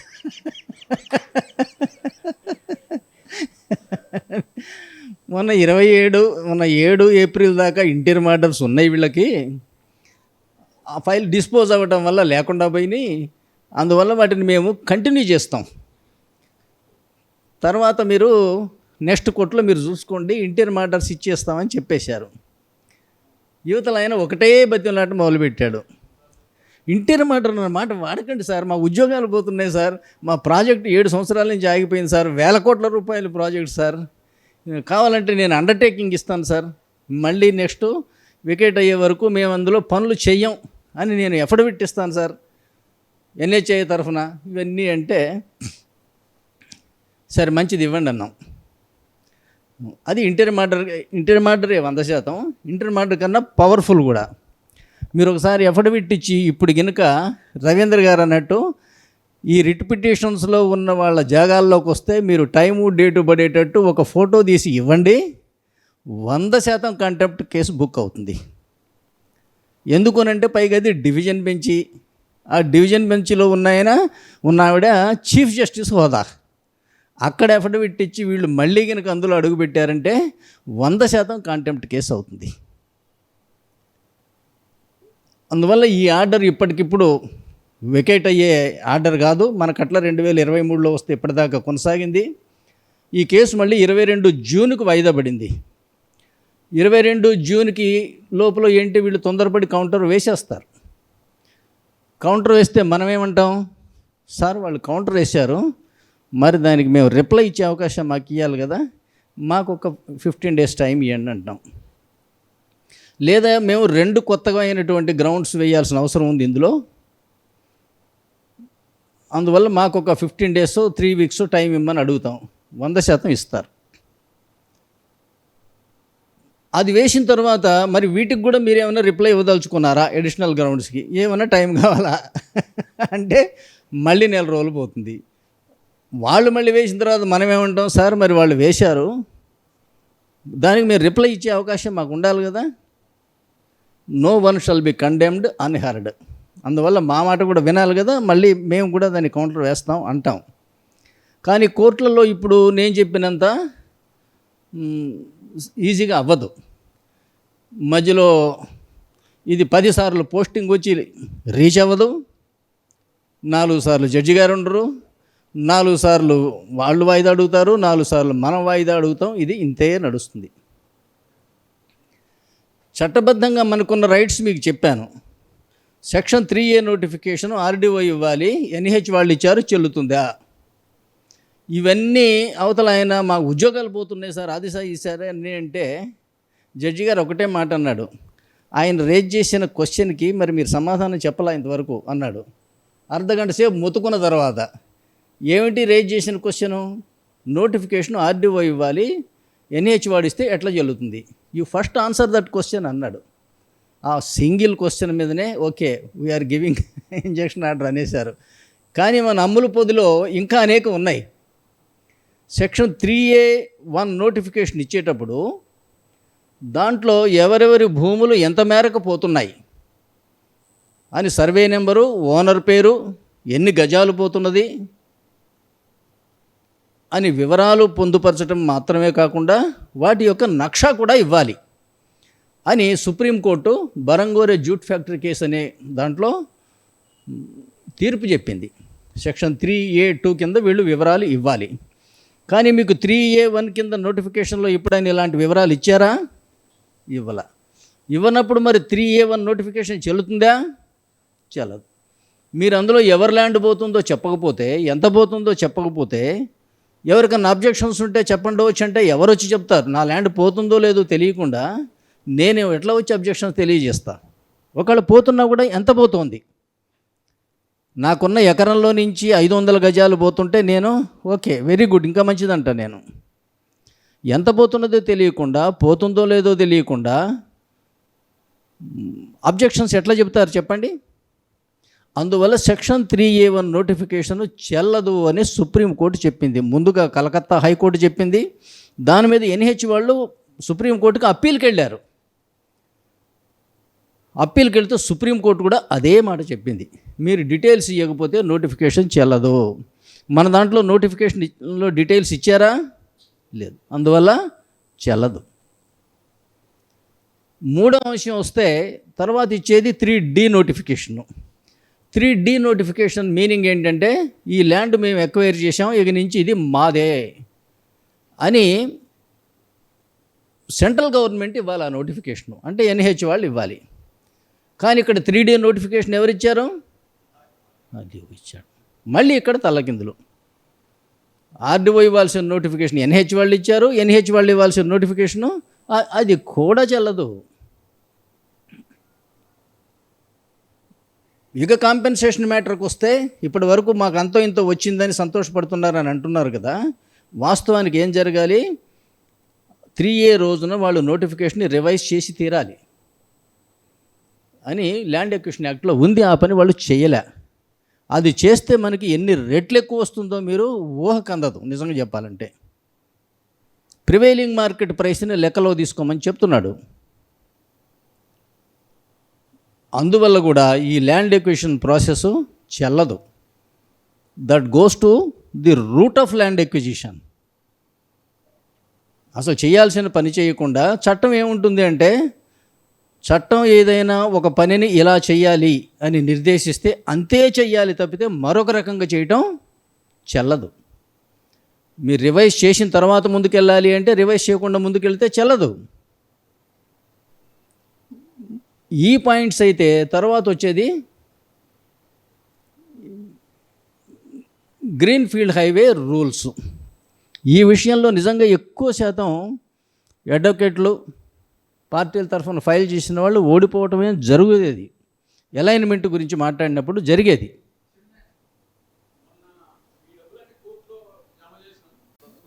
ఇది ఇలా జరిగేది, అన్నీ కవర్ అవుతాయి. అది నా దృష్టిలో ఉంది. రవీంద్ర గారు చెప్తాను. ఎందుకు ఇక్కడ ఫెయిల్ అవుతూ ఉంటారంటే, ఎప్పుడైనా నేషనల్ హైవే అనగానే వెంటనే నేషనల్ హైవేస్ యాక్ట్ 1956 తీసి చూస్తాం అడ్వకేట్స్. కానీ అదంతా కలిపితే 10 పేజీలు ఉంటుంది. అందులో 10 సెక్షన్లు. ల్యాండ్ కావాలనుకున్నప్పుడు 3A ఇస్తాం, మీ అబ్జెక్షన్స్ వినకుండా ఏదైనా 3D ఇచ్చేస్తాం, తర్వాత 3G ఇచ్చేసి కాంపెన్సేషన్ ఇస్తాం, ఇక ల్యాండ్ మాదే. ఇంతకు తప్పితే ఏమీ ఉండదు. అందువల్ల ఆర్గ్యూ చేయడానికి పాయింట్ అందులో దొరకదు. కానీ వాస్తవానికి ఏంటంటే వీళ్ళ మీద బైండింగ్ ఉన్నటువంటి కఠినతరమైన చట్టాలు మాన్యువల్స్ రూపంలో ఉన్నాయి. Land acquisition for national highways 2018 అనేది ఒక మాన్యువల్ ఉంది. అట్లాగే ఎన్వైరాన్మెంటల్ క్లియరెన్స్ ప్రొసీడింగ్స్ అనేది 2006లో ఇచ్చినటువంటి గైడ్లైన్స్ కొన్ని ఉన్నాయి. ఇవి రెండు ఏంటంటే స్ట్రిక్ట్గా వీళ్ళ మీద బైండింగ్. కానీ అవి చట్టం రూపంలో ఎక్కడ లేవు కాబట్టి ఎక్కువ శాతం అడ్వకేట్లకు వెంటనే అది తెలియదు దీనికి చట్టం ఉందని. అది కొంత రీసెర్చ్ చేస్తే కానీ తెలుస్తుంది. అవి మనం తీసి గ్రీన్ ఫీల్డ్ హైవే అంటే ఊరు నుంచి దూరంగా వెళ్ళాలి, ఆ రోడ్డు నుంచి ఊళ్ళకేమో స్పర్స్ అంటే రోడ్ల ద్వారా కలపాలి. ఉద్దేశం ఏమిటి అంటేనేమో ఊరు నుంచి దూరంగా చేయటం వల్ల ఆ గ్రీన్ ఫీల్డ్ హైవేకి పట్టణానికి మధ్యలో కొంత అభివృద్ధి సెంటర్స్ తయారవుతాయి, ఊళ్ళలోనేమో పొల్యూషన్ తగ్గుతుంది, తర్వాత ల్యాండ్ ఎక్విజిషన్ కాస్ట్ తగ్గుతుంది. ఈ ఆశయాల కారణంగా ఊరు నుంచి దూరంగా పోవాలి అని గ్రీన్ ఫీల్డ్ హైవేస్ పద్ధతిలో ఉంది. దాన్ని కూడా వీళ్ళు విస్మరిస్తున్నారు. ఇక రవీంద్ర గారు మీరు అంటున్నారు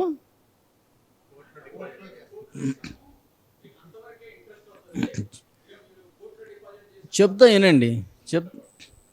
ఇక కంపెన్సేషన్ విషయానికి వస్తే నేను ఆల్రెడీ ఒక విషయం మనవి చేశాను కదా, అంటే మనకి రోజున వాల్యూని రివైజ్ చేయలేదు కానీ రివైజ్ చేసి తీరాలి. దాని కింద కంపెన్సేషన్ మనకి ఇచ్చి తీరాల్సిందే. ఏ కోర్టుకు పోయినా కాదని ఎట్లా అంటుంది. అందువల్ల మీకు అది తీసుకున్న వాళ్ళకి అంతకన్నా 1, 2, 3 రెట్లు తప్పనిసరిగా వచ్చి తీరాలి. రెండవది, ఈ పోరాటం చేయటం వల్ల ఈ సబ్జెక్ట్లో నేను క్షుణ్ణంగా డీప్గా చదివి తెలుసుకున్న విషయం కూడా ఏంటంటే, ఈ multiplying factor sub registrar value supposing మన దగ్గర 4.5 లక్షలు తీసుకున్నారు. లెక్క చేయటం తేలిగ్గా ఉంటుంది. పోనీ 4 లక్షలని లెక్క తీసుకుందాం. 4 లక్షలను తీసుకొని దానికి మల్టిప్లయింగ్ ఫ్యాక్టర్ 1.5 అన్నారు. 4 × 1.5 = 6. అందుకోసం 6 ఈజ్ ది మార్కెట్ వాల్యూ. 6కి మరొక 6 సొలేటియం ఇస్తాం. అప్పుడు 6 + 6 12 అయింది, 12 అయింది. అంటే సబ్ రిజిస్ట్రార్ వాల్యూ 4 ఉంటే మీకు 12 లక్షలు వస్తుంది, అంటే 3 రెట్లు వస్తుంది. ఈ స్టేజ్లో జరుగుతున్న మోసం ఏంటంటే, ఈ మల్టిప్లయింగ్ ఫ్యాక్టర్ అంటే హెచ్చవేత చేయమని కాదు, చిన్నపిల్లలు చేస్తారు, వాళ్ళకి మల్టిప్లికేషన్స్ నేర్పుతాం. కానీ ఈ మల్టిప్లయింగ్ ఫ్యాక్టర్ అది కాదు. మల్టిప్లై అంటే అర్థం గ్రో అని అర్థం. మల్టిప్లై అంటే అర్థం గ్రో. 1.5 టైమ్స్ అది పెరగాలి అని అర్థం. అప్పుడు 4 + 1.5 టైమ్స్ అంటే 6. 4 + 6 10 అవ్వాలి. 10కి 10 సొలేటియం ఇవ్వాలి, 20 అవ్వాలి. అంటే అర్థం సబ్ రిజిస్ట్రార్ వాల్యూకి 5 రెట్లు మనకు రావాల్సింది, కానీ వీళ్ళు 3 రెట్లు ఇస్తున్నారు. అందులో కూడా మళ్ళీ ఒక మోసం ఉంది కదా, అంటే చట్టంలోనేమో 1 నుంచి 2 వరకు లెక్కలోకి తీసుకోవాలి అన్నారు. అర్బన్లో అయితే 1 ఉంటుంది, మరీ రూరల్లోకి పోతే 2 ఉండాలి. వీళ్ళు మధ్య మార్గంగా 1.5 ఎందుకు తీసుకుంటున్నారు? కారణం ఏంటి? ఎందుకు తగ్గించారు 2ని? ఈ చట్టం అనేది రైతులకి ఏదైనా లబ్ధి చేకూర్చే చట్టం కాబట్టి వీటిని లిబరల్గా కాంపెన్సేషన్ ఇవ్వాలి తప్పితే దీన్ని వాణిజ్యపరంగా చూసి ఎట్లా తగ్గిద్దామా, ఎట్లా తలగొట్టి బేరం చేద్దామా అనేది చూడకూడదు. 2 వేయాలి. 2 బదులు 1.5 ఎందుకు వేశారు? కారణం ఏంటి? అదేమన్నా మనకేమన్నా నోటీస్ ఇచ్చి విచారణ చేసి చేశారా? అది చెల్లదు. అందువల్ల ఏంటంటే దాన్ని మల్టిప్లయింగ్ ఫ్యాక్టర్ 2 కావాల్సిందే రూరల్ ఏరియాస్లో. అన్నప్పుడు సబ్ రిజిస్ట్రార్ వాల్యూ 4 ఉంటే దానికి మల్టిప్లయింగ్ ఫ్యాక్టర్ 2 అంటే 2 4లు 8 కాబట్టి 4 + 8 12 మార్కెట్ వాల్యూ. 12 సొల్యూటివ్ అంటే 24 రావాలి. అంటే మార్కెట్ వాల్యూకి 6 టైమ్స్ రావాలి. కానీ నిజానికి ఇది ఇవ్వలేదా? చాలా చోట్లేమో ఇచ్చారు. మరి ఖమ్మం రైతుల దురదృష్టం ఏంటో, ఇక్కడేమో సబ్ రిజిస్ట్రార్ వాల్యూని అట్టనే తొక్కిపెట్టారు, మల్టిప్లయింగ్ ఫ్యాక్టర్ తొక్కిపెట్టారు, ఓన్లీ 3 టైమ్సే ఇస్తున్నారు. ఇందాకనే ఒక మిత్రుడు చెప్పాడు రైల్వే కంపెన్సేషన్ కింద 5 టైమ్స్ ఇచ్చారు అని. అట్లాగే భూపాలపల్లి వరంగల్ జిల్లాల్లో కలెక్టరు అక్కడ రిజిస్ట్రేషన్ వాల్యూ 8 ఉంటే దాన్ని 16 చేశాడు. అక్కడ కూడా 4 ఉంటే దాన్ని 8 చేశాడు, డబల్ చేశాడు. కానీ మన దగ్గర మన కలెక్టర్ గారు ఆ పని చేయటల్లా. చేసే బదులు కాంపెన్సేషన్ని 12% పెంచిస్తామని ఈయన అన్నాడు. 12% ఏం దయాదక్షిణాలు ఇస్తారు? మీరు వాల్యూ రివైజు చేయలేదు. మల్టిప్లయింగ్ ఫ్యాక్టర్ అంటే అందులో ఒక మోసం చేశారు. 12% ఇస్తున్నామని ఆ 12% ఇస్తున్నారు. కానీ ఇదే నేషనల్ హైవే కింద సెక్షన్ 3G సబ్సెక్షన్ 2 దీని కింద రైతుకి కంపెన్సేషన్ మీద 10% అదనంగా ఇవ్వాలని అందులో ఉంది. ఎందుకు అంటే ఆ సంవత్సరం వ్యవసాయం చేసే అవకాశం కోల్పోయినందుకు 2% ఇవ్వాలి అని, ఇది 10% ఇవ్వాలి అని. ఆ 10% ఇవ్వటల్లా. 10% అంటే చిన్న అమౌంట్ కాదు. ఎందుకంటే మీరు సబ్ రిజిస్ట్రార్ వాల్యూ నుంచి మీకు వచ్చేది మొత్తం 3 టైమ్స్ కాబట్టి 3 టైమ్స్ మీద 10% అంటే 30%. కంపెన్సేషన్ మీద మరొక 30% పెరగాల్సిన అవసరం ఉంది. ఈ రకంగా ఏంటంటే తర్వాత దాని మీద వాల్యుయేషన్ మీద వాళ్ళు 12% ఇంట్రెస్ట్ ఇవ్వాలి.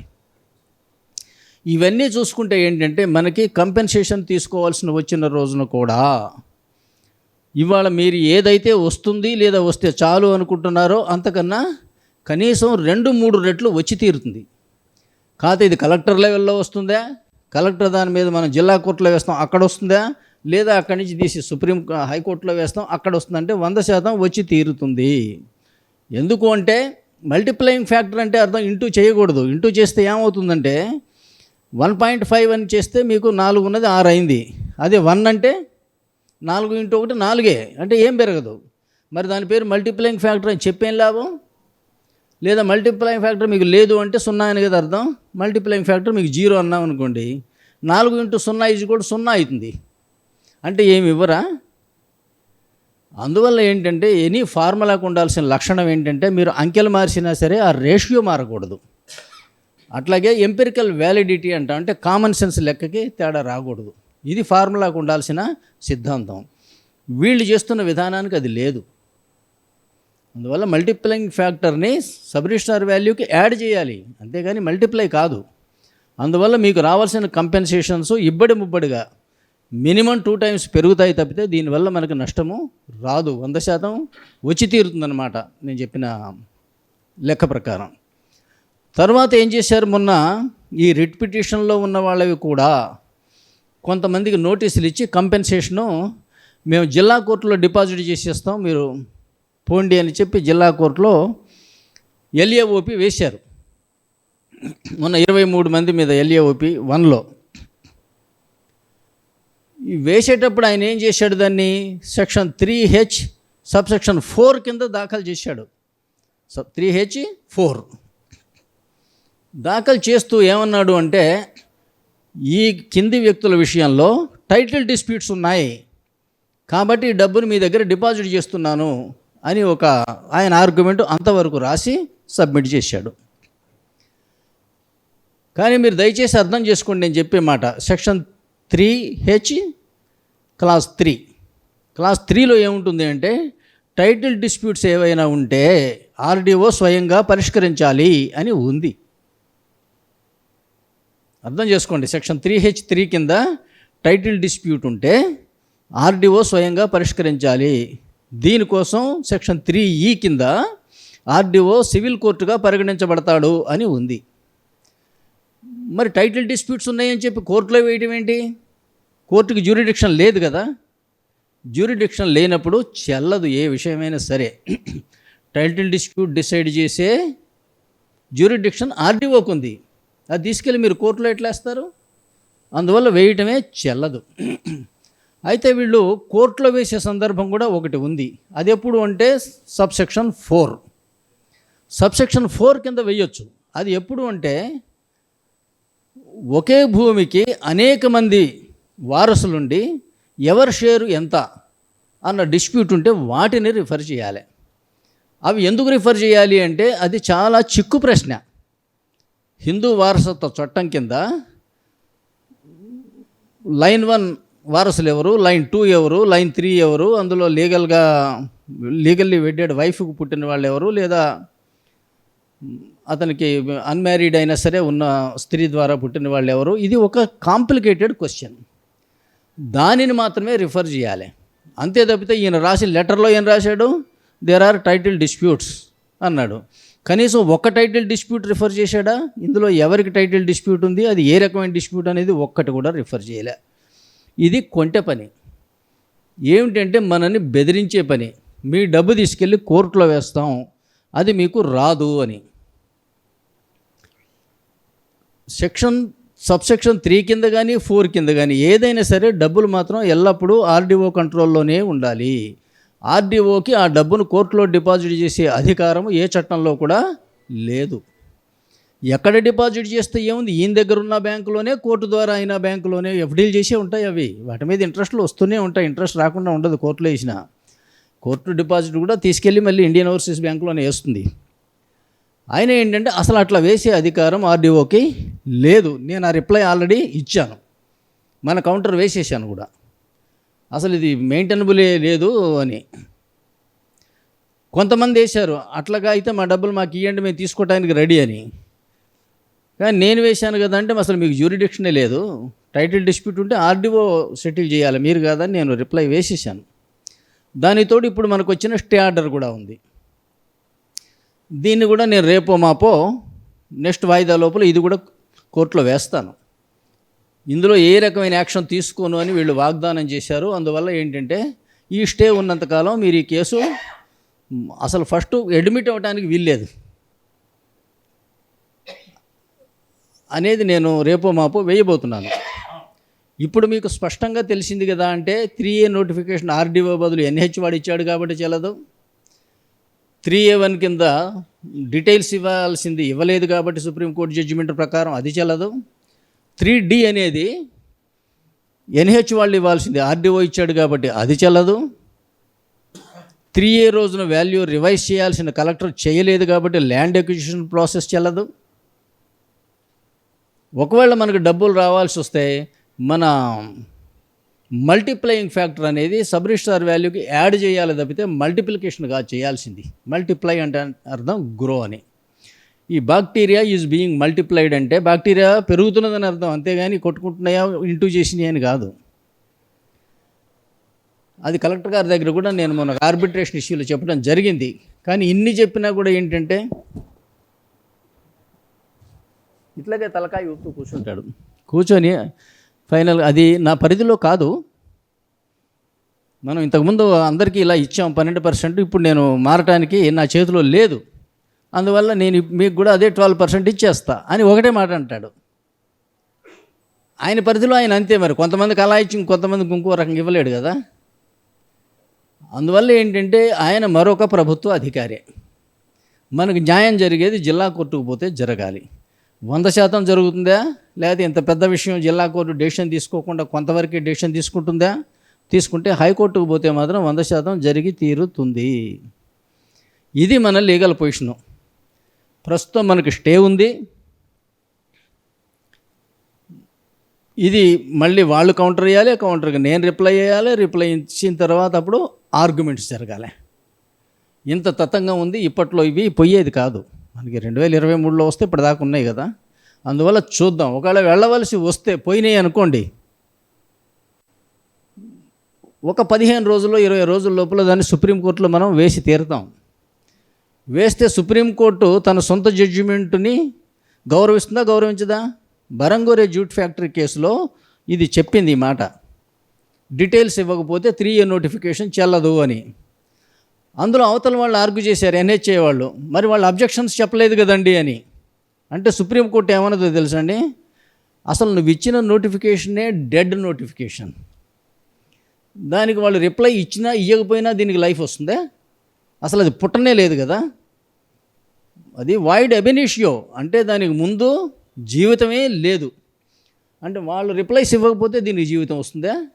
అది నీ యాక్షన్ వల్ల జీవితం రావాలి, నువ్వు ప్రాపర్గా ఇష్యూ చేయాలి. అందువల్ల డెడ్ నోటిఫికేషన్కి రిప్లైస్ ఇవ్వాల్సిన అవసరం లేదని కూడా చెప్పింది అందులో. కానీ అందులో దురదృష్టవశాత్తు ఏం జరిగింది అంటే, మనలాగా ఇంటీరియర్ ఆర్డర్స్ వాళ్ళకి రాలా. దానివల్ల ఏమైందంటే ఈ జడ్జిమెంట్ వచ్చే నాటికి రోడ్డు వేసి దాని మీద వాహనాలు తిరగడం కూడా జరుగుతున్నది. అప్పుడు సుప్రీంకోర్టు ఏం చెప్పిందంటే, ఇది అన్ఫార్చునేట్, కానీ ఇప్పుడు ఏం చేయలేని పరిస్థితి. అందువల్ల ఏంటంటే కాంపెన్సేషన్ వీళ్ళకి 30% పెంచి ఇవ్వండి అని ఇచ్చింది. అంటే దీని అర్థం ప్రతిసారి ఇట్లాగే NH వాళ్ళు తప్పుడు పనులు చేసి చట్ట వ్యతిరేకంగా నోటిఫికేషన్లు ఇచ్చి వాళ్ళ పోలీసు రెవెన్యూ యంత్రాంగాన్ని ఉపయోగించి రోడ్డు కూడా వేసేసి అప్పుడు కోర్టు ముందుకు వచ్చి అయ్యా అంతా అయిపోయింది అని. ఇది అలవాటు అవ్వచ్చా? అలవాటు అవ్వటాన్ని సుప్రీంకోర్టు సపోర్ట్ చేస్తుందా? ఆల్రెడీ వాళ్ళు 2005లో జడ్జిమెంట్ చెప్పారు. ఈనాటికి కూడా నువ్వు ప్రాపర్ 3A నోటిఫికేషన్ ఇవ్వకుండా మాకు ఏదో రకంగా మాకు ముందుకు పోయే అవకాశం ఇవ్వండి అంటే సుప్రీంకోర్టు ఇవ్వదు. అందువల్ల 100% ఈ నోటిఫికేషన్ల ప్రకారం వీళ్ళు ముందుకు వెళ్ళటం మాత్రం అసాధ్యం. ఇప్పుడు ఇది మనం రిట్ పిటిషన్లో ఉన్న వాళ్ళ గురించి మాట్లాడుతున్నాం. ఇప్పుడు ఒక సిస్టర్ సైట్స్ గురించి లేదా ఈ రిట్ పిటిషన్లో లేని వాళ్ళ గురించి, అప్పీల్స్లో లేని వాళ్ళ గురించి మాట్లాడితే, మొన్న మొత్తం 270 మంది అబ్జెక్షన్స్ ఫైల్ చేశారు. అందులో మన వాళ్ళు ఉన్నది 120, ఇంకో 150 బయట వాళ్ళే. వాళ్ళందరికీ కూడా ఏంటంటే కొత్తగా ఒక రిట్ పిటిషన్ వేద్దామని అనుకుంటున్నాను. మన రిట్ అప్పీల్లో ఉంది, వీళ్ళందరిదేమో కొత్త రిట్ పిటిషన్ వేద్దామని అనుకుంటున్నాను. అందులో ఏం చెప్తాం, మెలాడ్ ఇలాంటి కేసులోనే ఇంతకుముందు ఈ రిట్ పిటిషన్స్ అన్నింటిలో కూడా 3 సంవత్సరాల పాటు స్టే ఆర్డర్లు ఉన్నాయి. అది కేసు డిస్పోజ్ అయిపోయిన తర్వాత అప్పీల్ వేసాము. అప్పీల్లో కూడా ఇంటీరియర్ ఆర్డర్స్ ఉన్నాయి. అందుకోసం సిమిలర్ ఆర్డర్స్ వీటిల్లో కూడా ఇవ్వండి అని మనం అడుగుతాం. కోర్టు కాదనదు. ఎందుకు అనంటే డివిజన్ బెంచ్ ఆర్డర్ కదా. సిమిలర్ మ్యాటర్లో వాళ్ళు స్టే ఇచ్చినప్పుడు సింగిల్ జడ్జి ఎందుకు ఇవ్వడం? అందువల్ల మిగతా వాళ్ళకు కూడా వేసి స్టే తీసుకుంటాం. సో దట్ ఏంటంటే మన కేసు ఇంకా బలంగా ఉంటుంది. ముఖ్యంగా 218లో ముందేమో అవన్నీ ప్రైవేట్ పట్టాలని వీళ్ళందరి పేర్లు రాశారు.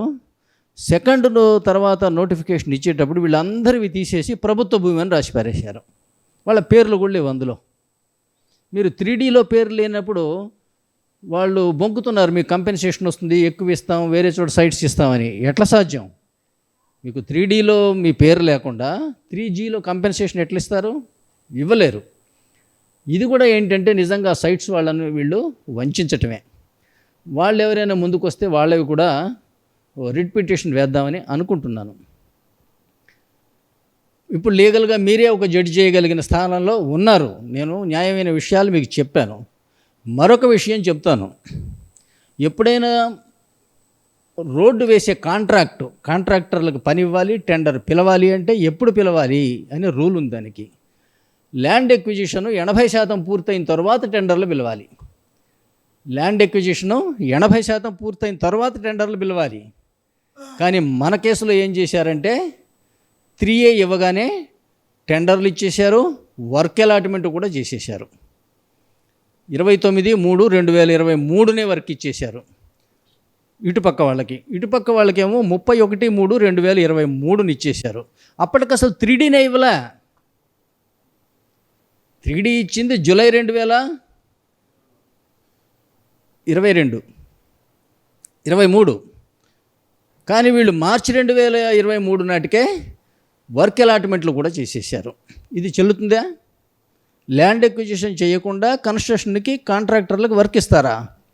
అలా ఇవ్వద్దు, 80% పూర్తయిన తర్వాత ఇవ్వాలి అనేది ల్యాండ్ ఎక్విజిషన్ మాన్యువల్లో ఉంది. అందువల్ల ఇప్పుడు చెప్పండి, కాంట్రాక్టర్ల వర్క్ ఇవ్వడం చెల్లుతుందా? చెల్లదు. ఇప్పుడు వీటిల్లో కనుక మనం అటు ఇటు అయితే, లేదా మన సభ్యులందరూ కనుక డిసైడ్ చేస్తే, రేపు ఆ కాంట్రాక్టర్లను కూడా యాడ్ చేసి మరొక రిట్ పిటిషన్ చేస్తే అసాధ్యం ఈ రోడ్డు వేయటం. ఇంకా మన సైట్ కింద 3A నోటిఫికేషన్ మళ్ళీ ఇస్తామని వాళ్ళు అంటే అనొచ్చు, కంపెన్సేషన్ పొరపాటు అయిపోయిందంటే పెంచుతామని అనొచ్చు. కానీ నువ్వు 3D ఇష్యూ చేయకుండా కాంట్రాక్ట్ వర్క్ ఎట్లా ఇచ్చావు? అది చెల్లుతుందా? ఇంపాసిబుల్. అందువల్ల ఏంటంటే వాళ్ళు they are caught on the wrong foot. 100% వాళ్ళు తప్పటడిగేసి దొరికిపోయారు. లీగల్గా వాళ్ళు ముందుకు పోవటం అనేది అసాధ్యం. అయితే నేను మీకు చెప్తున్నా, నేను చెప్పేది ఏదైనా కూడా ఎష్యూరెన్స్ అని అనుకోవద్దు. ఎష్యూరెన్స్ ఇచ్చే అధికారము నాకు లేదు. నేనేంటంటే మీ సహా పోరాటం, మీ తరఫున న్యాయ పోరాటం వరకు నేను చేస్తున్నా. గ్రౌండ్ మీద పోరాటం శ్రీధర్ గారు, రాంబాబు గారు, భద్రయ్య గారు మీరందరూ కలిసి చేస్తున్నారు. అందువల్ల ఏం జరుగుతుంది అని నిశ్చితంగా నేను చెప్పలేను, కానీ లీగల్గా మాత్రం ఇలా ఉన్నది. 3A నోటిఫికేషన్ ఇన్కాంపిటెంట్ అథారిటీ ఇచ్చాడు కాబట్టి చెల్లదు. 3A నోటిఫికేషన్లో డీటెయిల్స్ ఇచ్చారు కాబట్టి చెల్లదు. 3D నోటిఫికేషన్ మళ్ళీ ఇన్కాంపిటెంట్ ఇచ్చాడు కాబట్టి చెల్లదు. 3A రోజున మీరు మార్కెట్ వాల్యూ రివైజ్ చేయలేదు కాబట్టి ల్యాండ్ ఎక్విజిషన్ చెల్లదు. అట్లాగే ల్యాండ్ ఎక్విజిషన్ చేయకుండా కాదు, కనీసం 3D కూడా ఇవ్వకుండానేమో కాంట్రాక్టుల వర్క్ ఇచ్చారు, అది చెల్లదు. 6వ పాయింట్, గ్రీన్ఫీల్డ్ హైవే సిద్ధాంతానికి ఇది విరుద్ధం. ఈ 6 పాయింట్లతో మీరు ఏకీపిస్తారా, ఏకీపించరా? We have these strong points. వాటి మీద ఆధారపడి మనం మొన్న రిట్ పిటిషన్స్ కూడా 23 పేజీల జడ్జిమెంట్ రాశాడు ఆయన. దాన్ని జడ్జిమెంట్ అనే కన్నా 11 పేజీలు మనం చెప్పిన ఆర్గ్యుమెంటు, 11 పేజీలు దానికి వాళ్ళు చెప్పిన సమాధానాలు, వీళ్ళు ఇలా అన్నారు, వీళ్ళంటే వీళ్ళు ఇలా అన్నారు అని 22 పేజీలు రాశారు. రాసి లాస్ట్ 1 పేరా లేదా 2 పేరాస్లో ఈ స్థాయిలో మేము ఇంటర్ఫియర్ అవ్వడానికి సిద్ధంగా లేము, వీళ్ళు ఆర్డీఓ దగ్గర అబ్జెక్షన్స్ ఫైల్ చేయొచ్చు కదా, అందుకోసం వాళ్ళు ఆర్డీఓ దగ్గరికి పోయి అబ్జెక్షన్స్ ఫైల్ చేసుకోవచ్చు అని జడ్జిమెంట్ ఇచ్చారు. అది మీరు ఎంతవరకు అంగీకరిస్తారు చెప్పండి? ఆర్డీఓ దగ్గర అబ్జెక్షన్స్ చెప్పుకోవచ్చు కదా అంటే ఎప్పుడు చెప్పుకునేది మీరు 3A ఇచ్చినప్పుడు చెప్పాలి. 3A తర్వాత 3D అయిపోయి 3G అయిపోయి కొందరు కాంపెన్సేషన్ అయిపోయి అన్నీ అయిపోయాక అది కూడా 3A ఇచ్చి 21 డేస్ లోపల చెప్పాలి. 3 సంవత్సరాలు ఇప్పుడు వచ్చి ఈ స్టేజ్లో మేము ఇంటర్ఫియర్ అవ్వం, మీరు ఆర్డీఓ గారి దగ్గరికి పోండి అంటే ఆర్డీఓ దగ్గరికి పోతే ఏం చేస్తాడు ఆయన? ఇప్పుడు మన అబ్జెక్షన్స్ని అంగీకరిస్తే ఏమవుతుంది, తిరస్కరిస్తే ఏమవుతుంది? దానికి ఏమైనా పర్యవసానం ఉంటుందా? ఉండనే ఉండదు. కానీ ఆర్గ్యుమెంట్స్ మనకి ఆ జడ్జిమెంట్ అలా వచ్చింది. ఏ జడ్జిమెంట్ అయినా ఒకటే గుర్తుపెట్టుకోండి, రీజన్స్ చెప్పకపోతే ఏ జడ్జిమెంట్ కూడా, ఏ కోర్టు జడ్జిమెంట్ కూడా చెల్లదు. మరి ఈ జడ్జిమెంట్లో రీజన్స్ చెప్పారా? ఎందువల్ల వాటి వివరాల్లోకి పోవట్లేదు, మెరిట్స్లోకి పోవట్లేదు, ఎందువల్ల డిస్పోజ్ చేస్తున్నాం, ఎందువల్ల ఆర్డీఓ దగ్గరికి పోమంటున్నాం అన్నదానికి రీజన్స్ లేవు. అది కూడా మనం అప్పీల్లో మనం ఒక పాయింట్ పెట్టుకున్నాం. అందువల్ల లీగల్గా అయితే వెరీ స్ట్రాంగ్గా ఉన్నాం.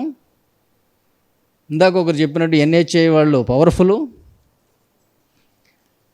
అట్లాగే కోర్టులో ఇలాగే జరిగి తీరుతుంది అంటానికి వీల్లేదు. మన ప్రయత్నం మనం చేస్తున్నాం. We're on the right track. సహకరిస్తున్న మీ అందరికీ కృతజ్ఞతలు. ఇక్కడ గ్రౌండ్ ఫోర్స్ లాగా పనిచేస్తున్నటువంటి శ్రీధర్ వగైరా మిత్రులకు కూడా కృతజ్ఞతలు. శ్రీధర్ గారు, భద్రయ్య గారు చెప్పారు మొన్న ఒకరోజు ఇంటికి వచ్చి, ఇలా ఉందండి పరిస్థితి వగైరా అంటే, నా మొహం చూసి కొంచెం వరి అవుతున్నట్టుగా గమనించినట్టున్నారు. మీరు ఏదైనా don't worry, we're with you, let us fight అని ఒక హామీ ఇచ్చి వెళ్ళిపోయారు. అట్లాగే నేను పోయి వారం రోజులు అక్కడ ఉండి కూర్చొని దాన్ని వెకేషన్ కోర్టులో రిజిస్ట్రార్ జనరల్ పర్మిషన్ తీసుకొని ఫైల్ చేసి లిస్టింగ్ చేయించుకొని ఈ ఆర్డర్ తీసుకురావడం జరిగింది. Thank you very much. ఇందులో మనం 100% గెలుస్తాం, వాళ్ళు ముందుకు పోయే అవకాశం లేదు. రెండవది ఏంటంటే, ఒకళ్ళు ఓడిపోయినా మీరు గుర్తుపెట్టుకోండి, ఈ ఘర్షణ వల్ల మనకి తెలిసిన విషయాలు కదా అంటే, మనకు వచ్చే కాంపెన్సేషను 10 లక్షల బదులు 30 లక్షలు రావాల్సిన అవసరం ఉంది, వచ్చి తీరుతుంది కూడా. Thank you very much. ఏమన్నా ఈ సార్ మాట్లాడిన తర్వాత ఏమన్నా ఇంకా కొత్త డౌట్లు ఏమైనా ఉన్నాయండి ఇంకా? ఉమ్? Okay okay. హలో ఇప్పుడు హలో హలో ఇప్పుడు ఈ కార్యక్రమానికి హరిబాబు గారు చెప్పిన విషయాలు ఏంటంటే పూర్తిగా అవగాహన చేసుకోండి. మీకు ఇంకా అవగాహన కోసం కూడా నేను వాట్సాప్లో కూడా మీకు డీటెయిల్గా మీకు మెసేజ్లు పెడుతుంటాను. మీరు ఎట్టి పరిస్థితుల్లో వెనక అడుగు వేయొద్దు. ఇంకొకటి ఏంటంటే ఈ ఇక్కడ మన జరుగుతున్న సమావేశంలో హైకోర్టులో ఒక జడ్జిమెంట్ అనేది వస్తే మంది కూడా ఒక స్పెషల్ జడ్జిమెంట్ మందే కావాలి. First reference judgement. ఇంకా మీరు ఓపిక పడితే మనతో పాటు మన రైతులతో పాటు మిగిలిన రైతులు కూడా హెల్ప్ చేసిన వాళ్ళు అవుతాం. అంటే రోడ్డు ఆగకుండా రోడ్డు వేసి డబ్బులు తీసుకున్నా కూడా మనం పెంచి తీసుకుంటున్నాం కాబట్టి ఆ పెంచే విధానాన్ని కూడా మార్చిన వాళ్ళం అవుతాం. దేశవ్యాప్తంగా ఉన్న రైతులకి సహాయం చేసిన వాళ్ళు అవుతారు. ఈ 4 రోజులు ఓపిక పడితే మీరు కంపల్సరీగా మన తోటి రైతులు అంటే మన పక్కన ఉన్నవాళ్ళు కాదు, దేశవ్యాప్తంగా ఉన్న రైతులకి మనం ఒక ఆదర్శంగా నిలవబోతున్నాం. కాబట్టి మీరందరూ ఓపికతో ఈ ఉద్యమంలో న్యాయపరమైన ఉద్యమంలో ముందుకు పోవాలని, దానికోసం మీరంతా సహకారం నాకు అవసరం ఉందని కూడా కోరుతున్నాను. ఇంకేదైనా విషయాలు ఉంటే మాత్రం మీరు నాకు డైరెక్ట్ కూడా ఫోన్ చేసి మాట్లాడవచ్చు. ఈ రీసెంట్గా కొత్తగా మల్లెమడి వాళ్ళు వచ్చారు సార్. మీరు కూడా మా నెంబర్ తీసుకున్నారు కాబట్టి ఒకసారి నిలబడండి. కొత్తగా వీళ్ళు మల్లెమడుగు రెవెన్యూలో మల్లెమడుగు రెవెన్యూనే కదా? ఓకే అండి. మీ ఫ్లాట్లు మీరు నా నెంబర్ తీసుకున్నారు కాబట్టి ఒకరోజు సాయంకాలం పూట మనం కోర్టు దగ్గర ఎక్కడైనా ఒక చోట కలుద్దాం. మా ఇంటి కోర్టు దగ్గరే ఒకసారి మనం పర్సనల్. అవును అవును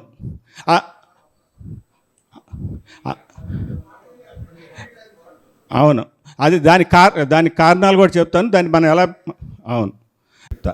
మనం ఏదైతే తీసుకున్నారో దానికి డబుల్ వచ్చే విధంగా మనం ప్రయత్నం చేద్దాం. డబ్బుల విషయంలో ముందు డబ్బులు కాకుండా మన భూమి కూడా ఆగే ఆప్షన్ ఉంది కాబట్టి వెయిట్ చేద్దాం.